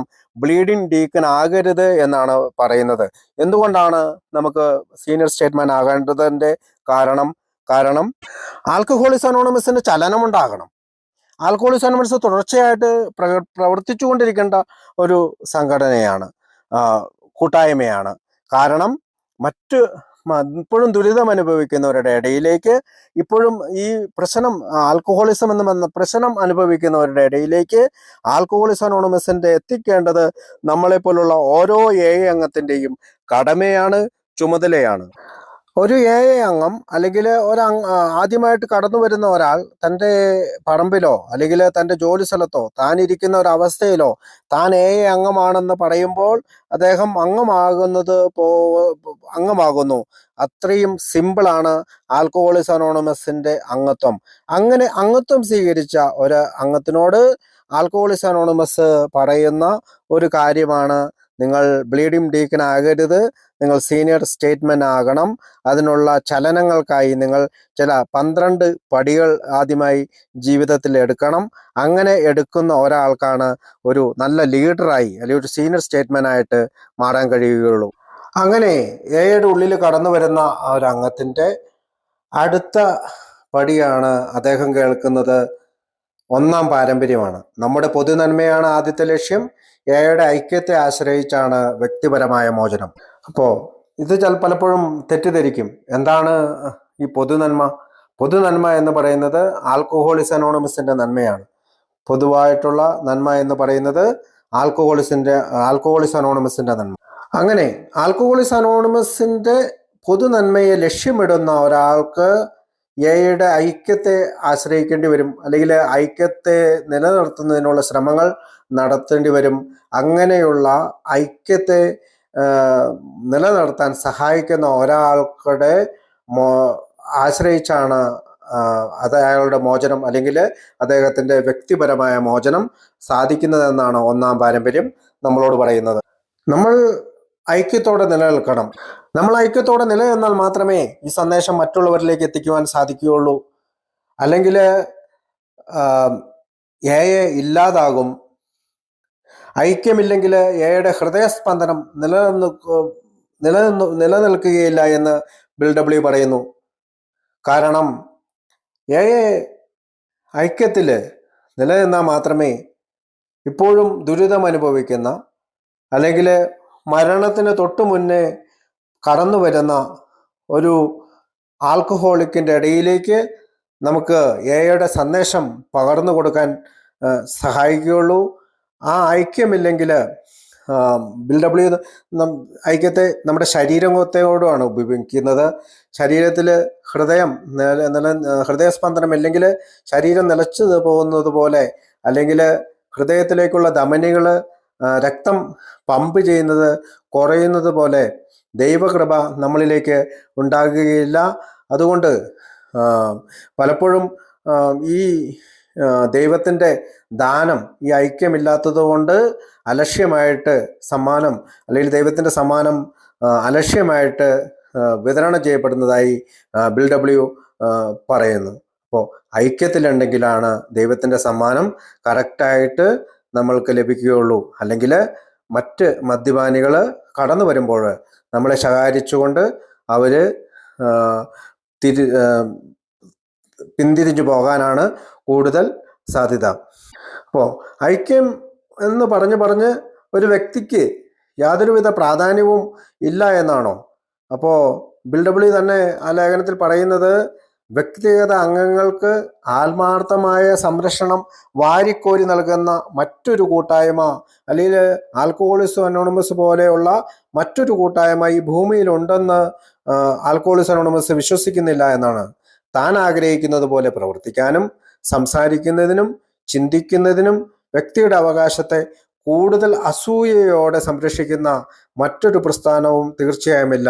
എന്തെങ്കിലും ചെയ്യുന്നതിന് മറ്റൊരാളെ നിർബന്ധിക്കാൻ ഒരു എയ്ക്കും കഴിയുകയില്ല. ആരെയും ശിക്ഷിക്കുവാനോ പുറത്താക്കുവാനോ കഴിയില്ല. രോഗശമനത്തിലേക്കുള്ള നമ്മുടെ 12 പടികളും നിർദ്ദേശങ്ങളാണ്.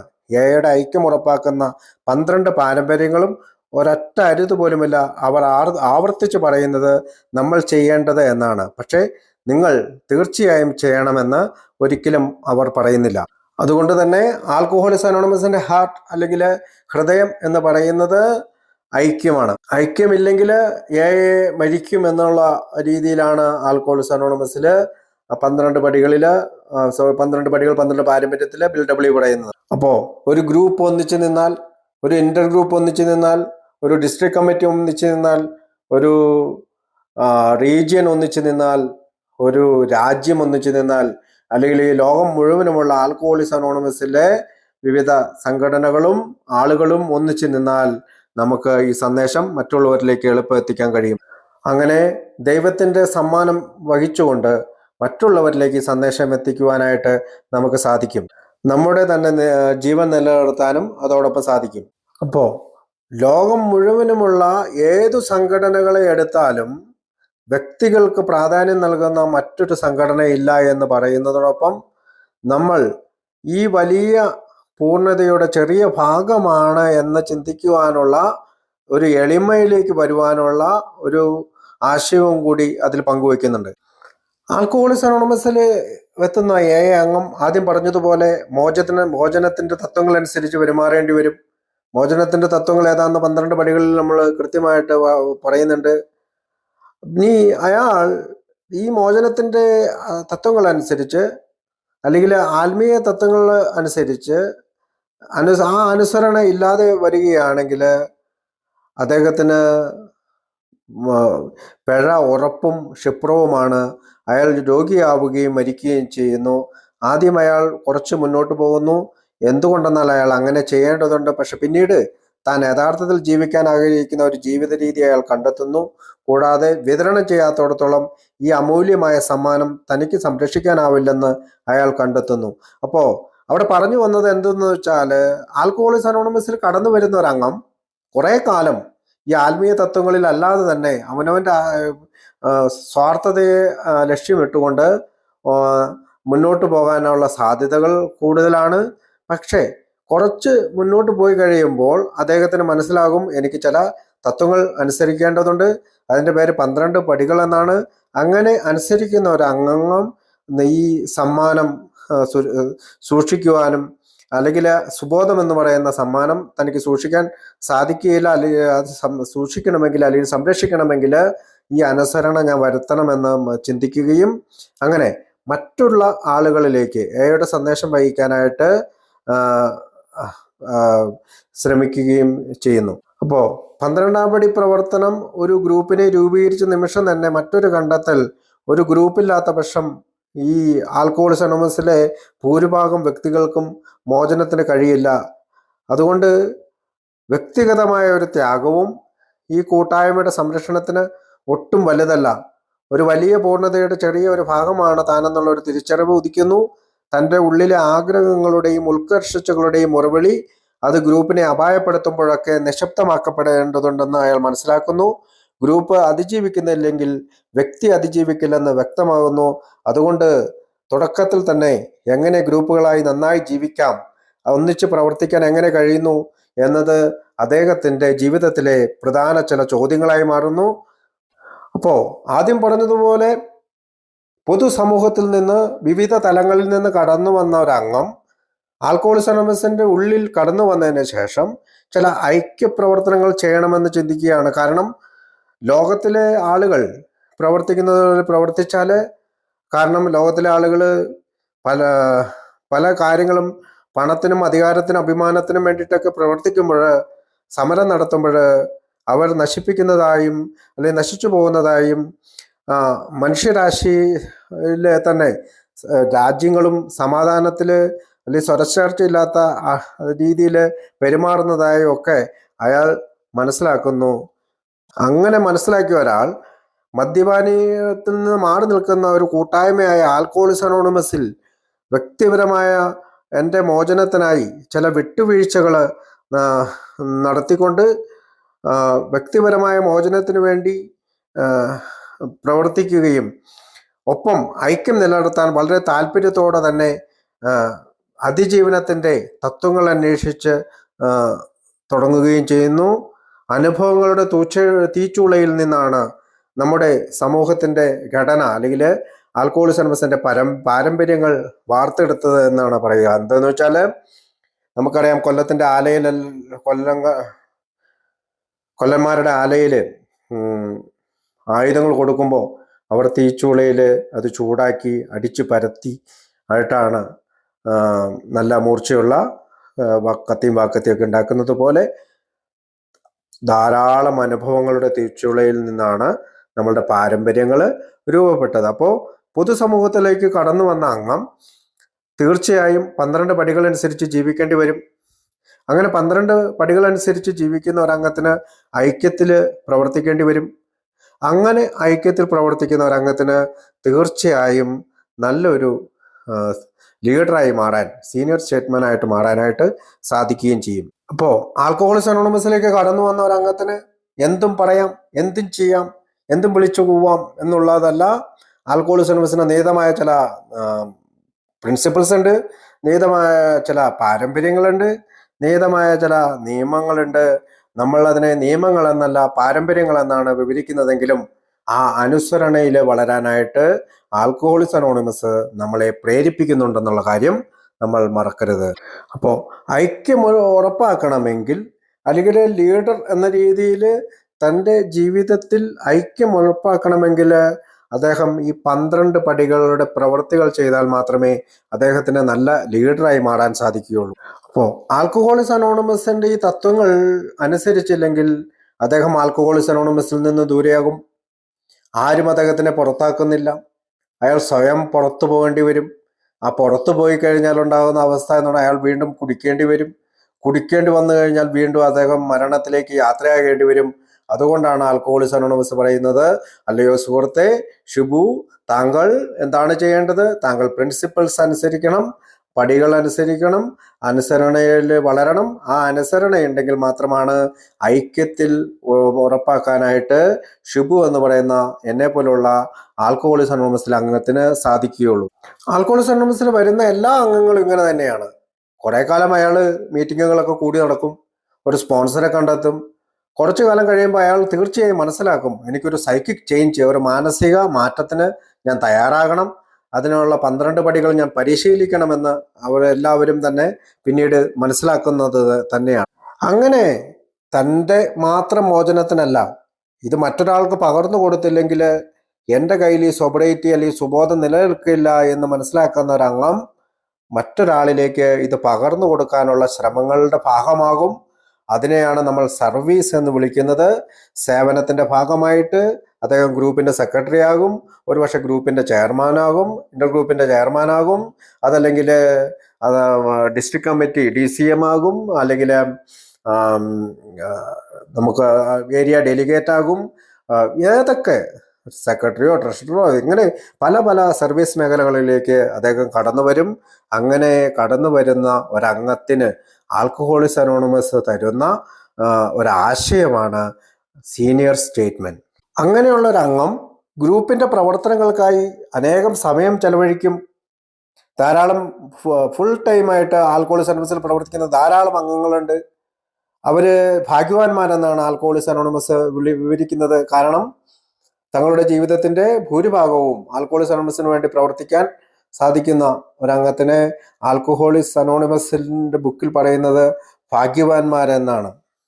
അങ്ങനെ ഐ എന്ന സങ്കല്പത്തിൽ കടന്നു വന്ന ആള് വി എന്ന സങ്കല്പത്തിലേക്ക് മാറുന്നു. അതായത് ഞാൻ എന്ന് പറയുന്ന ആശയത്തിലേക്ക് കടന്നു വന്ന ആള് വി എന്ന ഗ്രൂപ്പിന്റെ ആശയത്തിലേക്ക്, അതിൻ്റെ സംരക്ഷണത്തിലേക്കായി തൻ്റെ എല്ലാ ആഗ്രഹങ്ങളെയും ഉത്കർഷകളെയും ബലി കഴിക്കുന്ന ഒരാളായി, നല്ലൊരാളായി, നല്ലൊരു ലീഡറായി ഒരംഗം മാറുന്നു. അത് മാത്രമല്ല, ഞാൻ ആദ്യം പറഞ്ഞതുപോലെ തന്നെ ഞാൻ ഈ വലിയ പൂർണ്ണതയുടെ ഈ ലോകത്ത് 190 രാജ്യങ്ങളിൽ അല്ലെങ്കിൽ 150 രാജ്യങ്ങളിൽ ഉള്ള 2 മില്യൺ ആളുകളുടെ ഇടയിൽ ഒരാൾ മാത്രമാണ് എന്ന ചിന്ത അയാളെ വല്ലാതെ സഹായിക്കും. Small part of a great whole എന്നാണ് ഇംഗ്ലീഷ് ബുക്കിൽ പറയുന്നത്. കാരണം ഞാനല്ല പൂർണ്ണത, ഞാൻ ആ പൂർണ്ണതയുടെ ചെറിയൊരു ഭാഗം മാത്രമാണ്. അപ്പോൾ തെറ്റിദ്ധരിക്കപ്പെടുന്ന ഒരംഗത്തിന് പറയുകയാണ്, ഷിബു, നീയല്ല ആൽക്കഹോളിക്സ് അനോണിമസിന്റെ പൂർണ്ണത, നീ ആൽക്കഹോളിക്സ് അനോണിമസിന്റെ ചെറിയ ഒരു ഭാഗം മാത്രമാണ്. അപ്പോൾ അങ്ങനെ ഐ എന്ന് പറയുന്ന സ്ഥാനത്ത് വി എന്ന് പറയുന്ന ആശയത്തിലേക്ക്, അല്ലെങ്കിൽ ഗ്രൂപ്പ് എന്ന് പറയുന്ന ആശയത്തിലേക്ക് കടന്നു വരുന്ന അംഗത്തിന് കൃത്യമായ ഒരു കാര്യം മനസ്സിലാവും. വ്യക്തിഗത പ്രാധാന്യം ഇവിടെ വലിയ പ്രാധാന്യമില്ല, അധികാരത്തിന് ഇവിടെ വലിയ പ്രാധാന്യമില്ല, ഇവിടെ എല്ലാവരും ഒന്നാണെന്ന് കണ്ടെത്തുന്ന ഒരു ചിന്താഗതിയിലേക്ക് അദ്ദേഹം കടന്നു വരും. ബിൽ ഡബ്ല്യു ഈ ഐക്യത്തെ പറ്റി പറയാനായിട്ട് പറയുന്ന ഒരു കഥയാണ് ഈ ശാന്തസമുദ്രത്തിൽ തകർന്നു വീണ വിമാനത്തിന്റെ യഥാർത്ഥ സംഭവമാണ് എഡി ഡീക്കൻബക്കറും അദ്ദേഹത്തിന്റെ 6 കൂട്ടാളികളുടെയും ഒരു കഥ. ശാന്തസമുദ്രത്തില് അവരുടെ വിമാനം ഇടിച്ച് തകർന്നതിന്റെ ഒരു കഥയാണ് ഐക്യത്തിനു വേണ്ടി ബിൽ ഡബ്ല്യു ഉപയോഗിക്കുന്നത്. ഈ സംഭവം നടക്കുന്നത് രണ്ടാം ലോക മഹായുദ്ധത്തോടനുബന്ധിച്ചാണ്. 1942 ഒക്ടോബറിലാണ്. അമേരിക്കൻ പ്രസിഡന്റ് ആയിരുന്ന റൂസ്വെൽറ്റിന്റെ അഭ്യർത്ഥന പ്രകാരം എഡി ഡീക്കൻബക്കർ ഒരു ഐലൻഡിലേക്ക് തന്റെ വിമാനം പറത്തിക്കുകയാണ്. ബോയിങ് 17 എന്ന യുദ്ധവിമാനമാണ് അദ്ദേഹം ഉപയോഗിച്ചത്. ആ വിമാനമാകട്ടെ ധാരാളം ആളുകളെ ട്രാൻസ്പോർട്ടേഷന് വേണ്ടി ഉപയോഗിക്കുന്നതിനോടൊപ്പം പോസ്റ്റുകൾ കൊണ്ടുവന്ന് എത്തിക്കുവാനായിട്ട് ഉപയോഗിച്ചിരുന്ന ഒരു യുദ്ധവിമാനമാണ്. ഈ യാത്രയിൽ പൈലറ്റിന് തൻ്റെ ഐലൻഡിലേക്കുള്ള ഈ യാത്രയിൽ തനിക്ക് പോകാനുള്ള മാർഗം തെളിഞ്ഞു കിട്ടിയില്ല. അദ്ദേഹത്തിൻ്റെ ഈ ഐലൻഡിലേക്കുള്ള ലക്ഷ്യം തെറ്റി. അതുകൊണ്ട് തന്നെ അവിടെ ലാൻഡ് ചെയ്യാനായിട്ട് പറ്റിയില്ല. അപ്പോൾ അതോടൊപ്പം തന്നെ ഫ്ലൈറ്റിൻ്റെ ഫ്യൂല് അല്ലെങ്കിൽ ഇന്ധനം കുറവുണ്ടായിരുന്നു. അതുകൊണ്ട് എവിടെയെങ്കിലും അദ്ദേഹത്തിന് ഇറക്കേണ്ടതുണ്ടായിരുന്നു. അവർ മൊത്തത്തിൽ 8 പേരാണ് ആ ഫ്ലൈറ്റ് വിമാനത്തിലുണ്ടായിരുന്നത്. അതുകൊണ്ട് തന്നെ ശാന്തസമുദ്രത്തിൽ വിമാനം ഇടിച്ചിറക്കി. ഒരാൾ വളരെ സീരിയസ്ലി ഇഞ്ചുർഡായി. ഇപ്പോൾ ഇഞ്ചുർഡ് ആയിട്ടല്ലാത്ത മറ്റുള്ള ആളുകൾ ഒരു ഫിഷിംഗ് കിറ്റ് എടുത്തു. കാറ്റുകൊണ്ട് അല്ലെങ്കിൽ എയർ കൊണ്ട് ഊതി വീർപ്പിച്ച് വള്ളം പോലെ ഉപയോഗിക്കാവുന്ന റാഫ്റ്റ്സ് എന്നാണ് അതിന് പറയുന്ന 3 റാഫ്റ്റുകൾ അവരെടുത്തു. കുറച്ച് തോക്കുകൾ ഉണ്ടായിരുന്നു, അതെടുത്തു. അത്യാവശ്യം ചില ഫുഡുകൾ അതിൽ നിന്ന് വലിച്ചൂരിയെടുത്തു. അപ്പൊ മുങ്ങിപ്പോകുന്ന ആ ഫ്ലൈറ്റിൽ നിന്ന് ഇത്തരം സാധനങ്ങൾ എടുത്തുകൊണ്ട് അവർ പെട്ടെന്ന് പുറത്തു കടന്നു. അപ്പോൾ കാറ്റുകൊണ്ട് നിറച്ച ആ പ്ലാസ്റ്റിക് വെള്ളം പരസ്പരം കെട്ടി അവരതിനകത്ത് കയറിയിരുന്നു. അവരവിടെ വെയിറ്റ് ചെയ്യാനുള്ള പ്രധാന കാരണം ഏതെങ്കിലും കപ്പലുകളോ ബോട്ടുകളോ അല്ലെങ്കിൽ ഫ്ലൈറ്റുകളോ ഒക്കെ മുകളിൽ കൂടെ ഒക്കെ പോകുമ്പോൾ അവർക്ക് കാണിക്കാനായിട്ട് കുറച്ച് കർച്ചീഫുകൾ അവരുടെ കയ്യിലുണ്ടായിരുന്നു. അതെല്ലാം ആ കെട്ടിയിട്ട വള്ളത്തിൻ്റെ 3 വള്ളങ്ങളുടെ ഇടയ്ക്ക് അവർ ഈ കടലിൽ തന്നെ വിരിച്ചിട്ടതായിട്ടൊക്കെ കഥയിൽ പറയുന്നുണ്ട്. ഏകദേശം 22 ദിവസമാണ് ഇത്രയും ആളുകൾ അവിടെ സർവൈവ് ചെയ്തത്. അപ്പോൾ ആ 20 ദിവസം അവർ അവിടെ കടന്ന അതിജീവനത്തിൻ്റെ കഥയാണ് ബിൽ ഡബ്ല്യു ആൽക്കഹോളിക്സ് അനോണിമസിലെ ഓരോ അംഗത്തിനോടും പറയുന്നത്. അതായത് കഷ്ടപ്പാടിൻ്റെയും ദുരിതത്തിൻ്റെയും അല്ലെങ്കിൽ മരണത്തിനോളം എത്താവുന്ന ദുരിതങ്ങളുടെ മുന്നിൽ നിന്നാണ് നീ ആൽക്കഹോളിക്സ് അനോണിമസിൽ എത്തിപ്പെട്ടിരിക്കുന്നതെന്ന് ഷിബുവിനെ പോലെയുള്ള ഒരു അംഗത്തിനോട് ആൽക്കഹോളിക്സ് അനോണിമസിലെ ലേഖനത്തിലൂടെ ബിൽ ഡബ്ല്യു പറയുകയാണ്. അതുകൊണ്ട് തന്നെ ഇവിടെ നീ ഐക്യം നിലനിർത്തണം, അല്ലെങ്കിൽ സർവൈവ് ചെയ്തു വന്നിരിക്കുന്ന ഓരോരുത്തരും മരിക്കും. അപ്പോൾ 7 പേരുള്ള ആ വള്ളത്തിൽ 2 പേർക്കാണ് വള്ളത്തിൽ ഇരിക്കാൻ പറ്റുള്ളൂ. അപ്പോൾ മൊത്തം അവർ 7 പേരുണ്ട്. എഡി ഡീക്കൻബക്കർ അടക്കം. അതിൽ ആ സംഭവ കഥയിൽ പറയുന്നത് ഒരാൾ ഇടയ്ക്കിടയ്ക്ക് വള്ളത്തിൽ നിന്ന് ഇറങ്ങി തുഴയും. എന്നിട്ട് അയാൾ മടുക്കുമ്പോൾ അയാൾ വെള്ളത്തിൽ കയറും, വീണ്ടും ഒരു നീന്തി അങ്ങനെ ഓരോരുത്തരായി മാറി മാറി സഹകരിച്ചാണ് അവർ ആ വള്ളത്തിൽ കഴിഞ്ഞുകൂടിയത്. ഇപ്പോൾ പുറത്തു നിൽക്കാനായിട്ട് ഒരാൾ പുറത്തു നിന്ന് നീന്താനായിട്ട് എല്ലാവരും തയ്യാറായി എന്നുള്ളതാണ്. അവരുടെ സർവൈവലിന്റെ കഥ നമ്മൾക്ക് കേൾക്കേണ്ടത് തന്നെയാണ്. ഒരു ഓറഞ്ച് 24 മണിക്കൂർ നേരത്തേക്കുമാണ് ആ 7 പേരുമായിട്ട് കഴിച്ചത്. ഒരു ഓറഞ്ചിൽ എത്ര അല്ലി ഉണ്ടെന്ന് നമുക്കറിയാം. ആ അല്ലികൾ ഷെയർ ചെയ്തിട്ടാണ് ആ 7 പേരും ജീവിച്ചത്. ഓരോ ഓറഞ്ച് കൊണ്ട് 24 മണിക്കൂർ ജീവിച്ചു. അവരുടെ ഫ്ലൈറ്റിൽ നിന്ന് കിട്ടിയ നല്ല വെള്ളം എന്ന് പറയുന്നത് കുറച്ച് വെള്ളം ഉണ്ടായിരുന്നുള്ളൂ. ആ വെള്ളം പരസ്പരം ഷെയർ ചെയ്തു. അങ്ങനെ ഒരു ദിവസം ഒരു മഴ പെയ്തു. ആ മഴയിൽ നിന്ന് കിട്ടിയ വെള്ളത്തിലേക്ക് വീണ വെള്ളം ഉപയോഗിച്ചുകൊണ്ട് അവർ ഒരു ദിവസം ജീവിച്ചു. അവർ ധരിച്ചിരുന്ന തൊപ്പിയുടെ അടുത്ത് ഒരു കടൽക്കാക്ക വന്നിരുന്നപ്പോൾ ആ കടൽക്കാക്കയുടെ പിടിച്ച് തൂലെല്ലാം പറിച്ചു കളഞ്ഞ് ഇറച്ചി കഴിച്ചിട്ട് ബാക്കി എല്ലിട്ടിട്ട് അവർ ചൂണ്ടയിട്ടു. അപ്പോൾ അവിടെ നിന്ന് ഒരു മീനെ കിട്ടി. അങ്ങനെ ചൂണ്ടയിട്ട് ഒരു മീനെ കിട്ടി. അത് എല്ലാവരും കൂടി ഷെയർ ചെയ്തു. അതും പച്ചയ്ക്ക്, ഈ ഇറച്ചിയാണെങ്കിലും മീനാണെങ്കിലും പച്ചയ്ക്ക് തിന്നാൻ തയ്യാറായി. ദിവസങ്ങൾ കഴിയുന്തോറും അവർ തമ്മിൽ വാക്കുതർക്കം വരാൻ തുടങ്ങി. കാരണം അവരുടെ പ്രതീക്ഷകൾ നഷ്ടപ്പെട്ടിരിക്കുന്നു. ഒരു വള്ളം വരുമെന്നോ അല്ലെങ്കിൽ ഒരു കപ്പൽ വരുമെന്നോ ഒരു ഫ്ലൈറ്റ് ഞങ്ങളെ അന്വേഷിച്ച് വരുമെന്നോ അവർ പ്രതീക്ഷിച്ചു. പക്ഷെ ആ പ്രതീക്ഷകൾ നഷ്ടപ്പെട്ടിരിക്കുന്നു. ഞാൻ ആദ്യം പറഞ്ഞ പോലെ അവരുടെ ഹാൻഡ് കർച്ചീഫുകളെല്ലാം കടലിലെല്ലാം വിതരണം ചെയ്യുന്നുണ്ട്. പക്ഷേ അതുകൊണ്ടൊന്നും ഒരു പ്രയോജനവും ലഭിക്കുന്നില്ല. ആരും അവരെ കാണുന്നില്ല. ഈ ഇതിനിടയിൽ നേവിയും പട്ടാളവും എല്ലാം ഇവരെ കാണുന്നതിനുള്ള സെർച്ചിങ് തുടരുന്നുണ്ട്.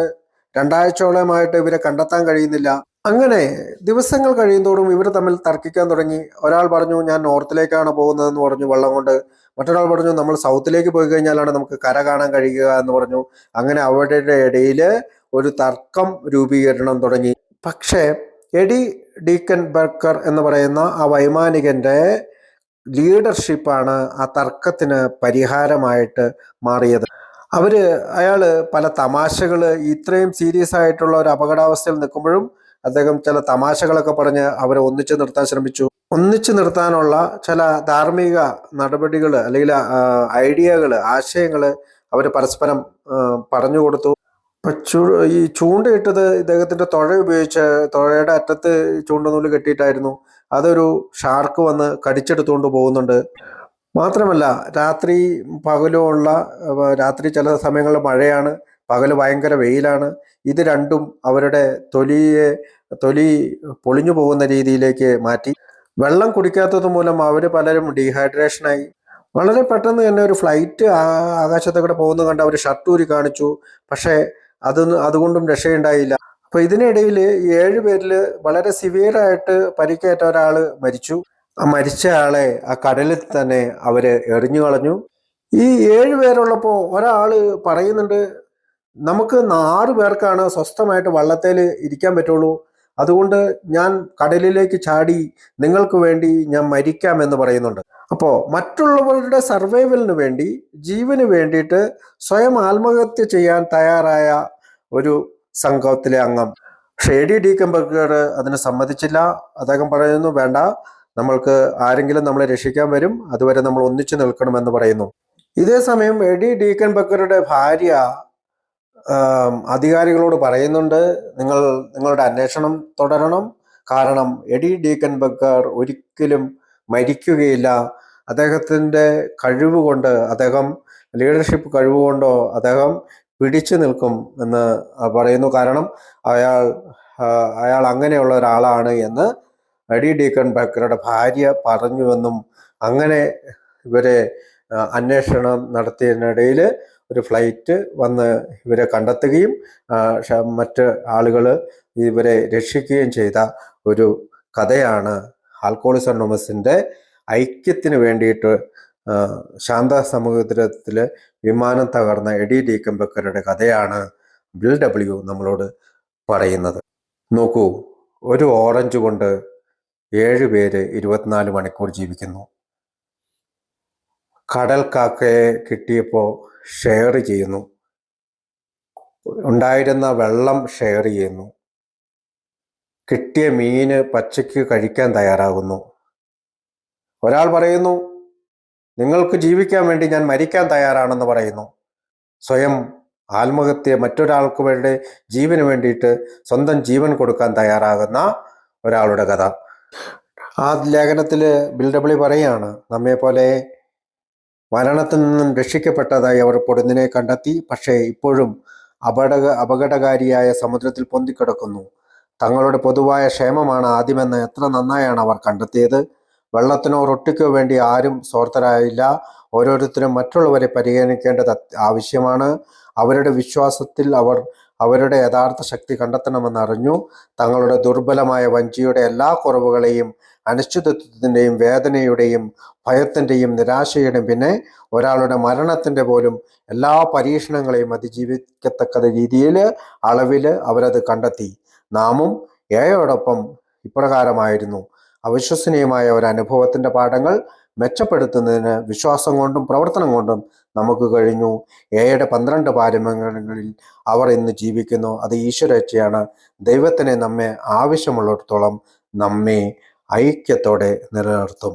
നമുക്കറിയാം, ആൽക്കഹോളിക്സ് അനോണിമസ് എന്ന് പറയുന്ന വഞ്ചിയിൽ ഒരു തുള വീണാൽ, അതിൽ വെള്ളം കയറാൻ തുടങ്ങിയാൽ നമ്മൾ ഓരോരുത്തരും ആ തുള അടയ്ക്കാൻ നോക്കണം. ആ തുളയുടെ വലിപ്പം കൂട്ടാനല്ല നോക്കേണ്ടത്, ആ തുള അടയ്ക്കാൻ നോക്കണം. കാരണം നമ്മുടെ വഞ്ചി മുങ്ങിയാൽ നമ്മളും മുങ്ങും, നമ്മളോടൊപ്പമുള്ള ആളുകളും മുങ്ങും. ഇനി വരാനിരിക്കുന്ന ആളുകളിലേക്ക് നമ്മുടെ വഞ്ചി അടുപ്പിക്കാനായിട്ട് നമുക്ക് സാധിക്കുകയില്ല. അപ്പോൾ നമ്മൾ രണ്ട് ഭാഗങ്ങൾ കണ്ടു. ഒരാൾ എങ്ങനെയാണ് ആൽക്കഹോളിക്സ് അനോണിമസിൽ എത്തുന്നത്, അയാൾ എന്തുകൊണ്ടാണ് ആൽക്കഹോളിക്സ് അനോണിമസിൻ്റെ ഉള്ളിൽ ഐക്യത്തോടെ നിലനിൽക്കേണ്ടത് എന്നുള്ളത്. വിവിധ സാഹചര്യങ്ങളിൽ നിന്ന്, വിവിധ പോലീസ് കേസുകളിൽ നിന്ന്, വിവിധ വിവാഹമോചനത്തിന് തൊട്ടു മുന്നോടിയായി, ചിലപ്പോൾ ആശുപത്രിയിലെ ഡോക്ടർ പറഞ്ഞതിൻ്റെ അടിസ്ഥാനത്തിൽ ആൽക്കഹോളിക്സ് അനോണിമസിലേക്ക് കടന്നു വരുന്ന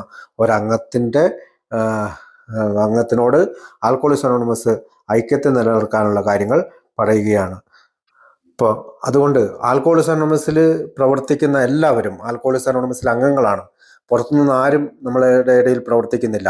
ഗ്രൂപ്പിൻ്റെ സെക്രട്ടറി ആയാലും, ഓൺലൈൻ മീറ്റിങ്ങിൻ്റെ മോഡറേറ്റർ ആയാലും, ഡെലിഗേറ്റ് ആയാലും, ട്രസ്റ്റി ആയാലും, ഇനി നമ്മൾ ന്യൂയോർക്ക് ഓഫീസിലുള്ള ആളുകളായാലും എല്ലാം പ്രവർത്തിക്കുന്നത് ആൽക്കഹോളിക്സ് അനോണിമസിലെ അംഗങ്ങൾ തന്നെയാണ്. അതുകൊണ്ട് നമുക്കൊരു നേതൃത്വമുണ്ട്. നേതൃത്വമില്ലാതെ നമ്മുടെ ഫെലോഷിപ്പ് മുന്നോട്ട് പോകില്ല. നമുക്ക് നേതൃത്വമുണ്ട്. അതുകൊണ്ട് തന്നെ ആ നേതൃത്വത്തിന് അംഗീകരിക്കാനുള്ള ഒരു മനസ്സ് നമ്മൾക്കുണ്ടാകണം. കാരണം നമ്മൾ പലപ്പോഴും പറയും വ്യക്തികളെക്കാൾ തത്വങ്ങൾക്കാണ് പ്രാധാന്യം, അതുകൊണ്ട് വ്യക്തികൾക്ക് പ്രാധാന്യം ഇല്ല എന്നൊക്കെ. അപ്പോൾ ഞാൻ കഴിഞ്ഞ ദിവസം ഇവിടെ ലീഡർഷിപ്പ് ഇൻ എ എന്ന് പറയുന്ന വിഷയത്തിൽ ബിൽ ഡബ്ല്യുവിൻ്റെ ലേഖനം ഈ മഹി ഗ്രൂപ്പിൽ പറഞ്ഞാണ്. അന്ന് നമ്മൾ കണ്ടെത്തി എങ്ങനെയാണ് ഒരു ലീഡർ ആരായിരിക്കണം, എന്തായിരിക്കണമെന്ന് ബിൽ ഡബ്ല്യു കൃത്യമായിട്ട് പറയുന്നത് നമ്മൾ കണ്ടതാണ്.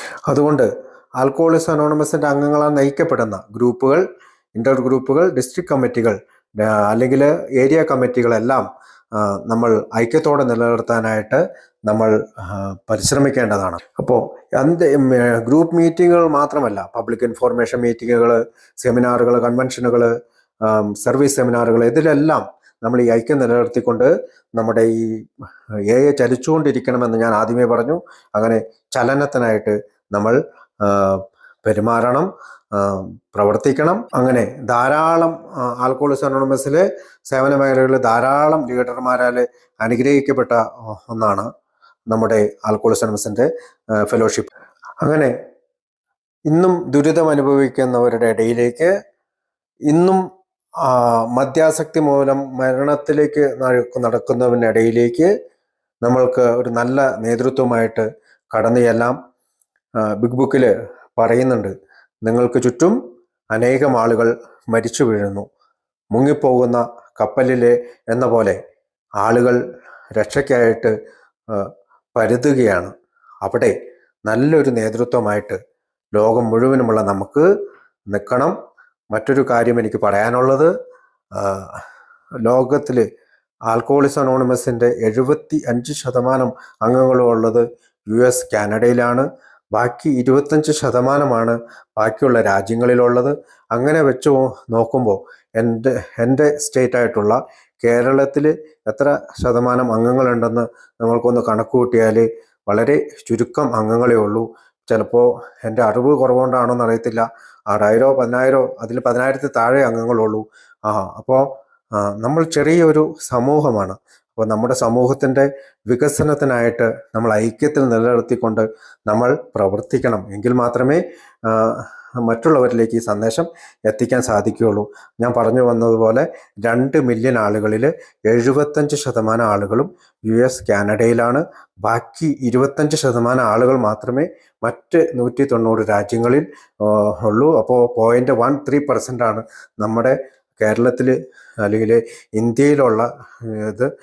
അപ്പോൾ കൂടുതൽ ആളുകളിലേക്ക് സന്ദേശം എത്തിക്കാനായിട്ട് നമുക്ക് ഓരോരുത്തർക്കും കഴിയട്ടെ എന്ന് പ്രാർത്ഥിച്ചുകൊണ്ട് ഞാൻ എൻ്റെ ഇന്നത്തെ ഷെയറിംഗ് അവസാനിപ്പിക്കുന്നു. നന്ദി.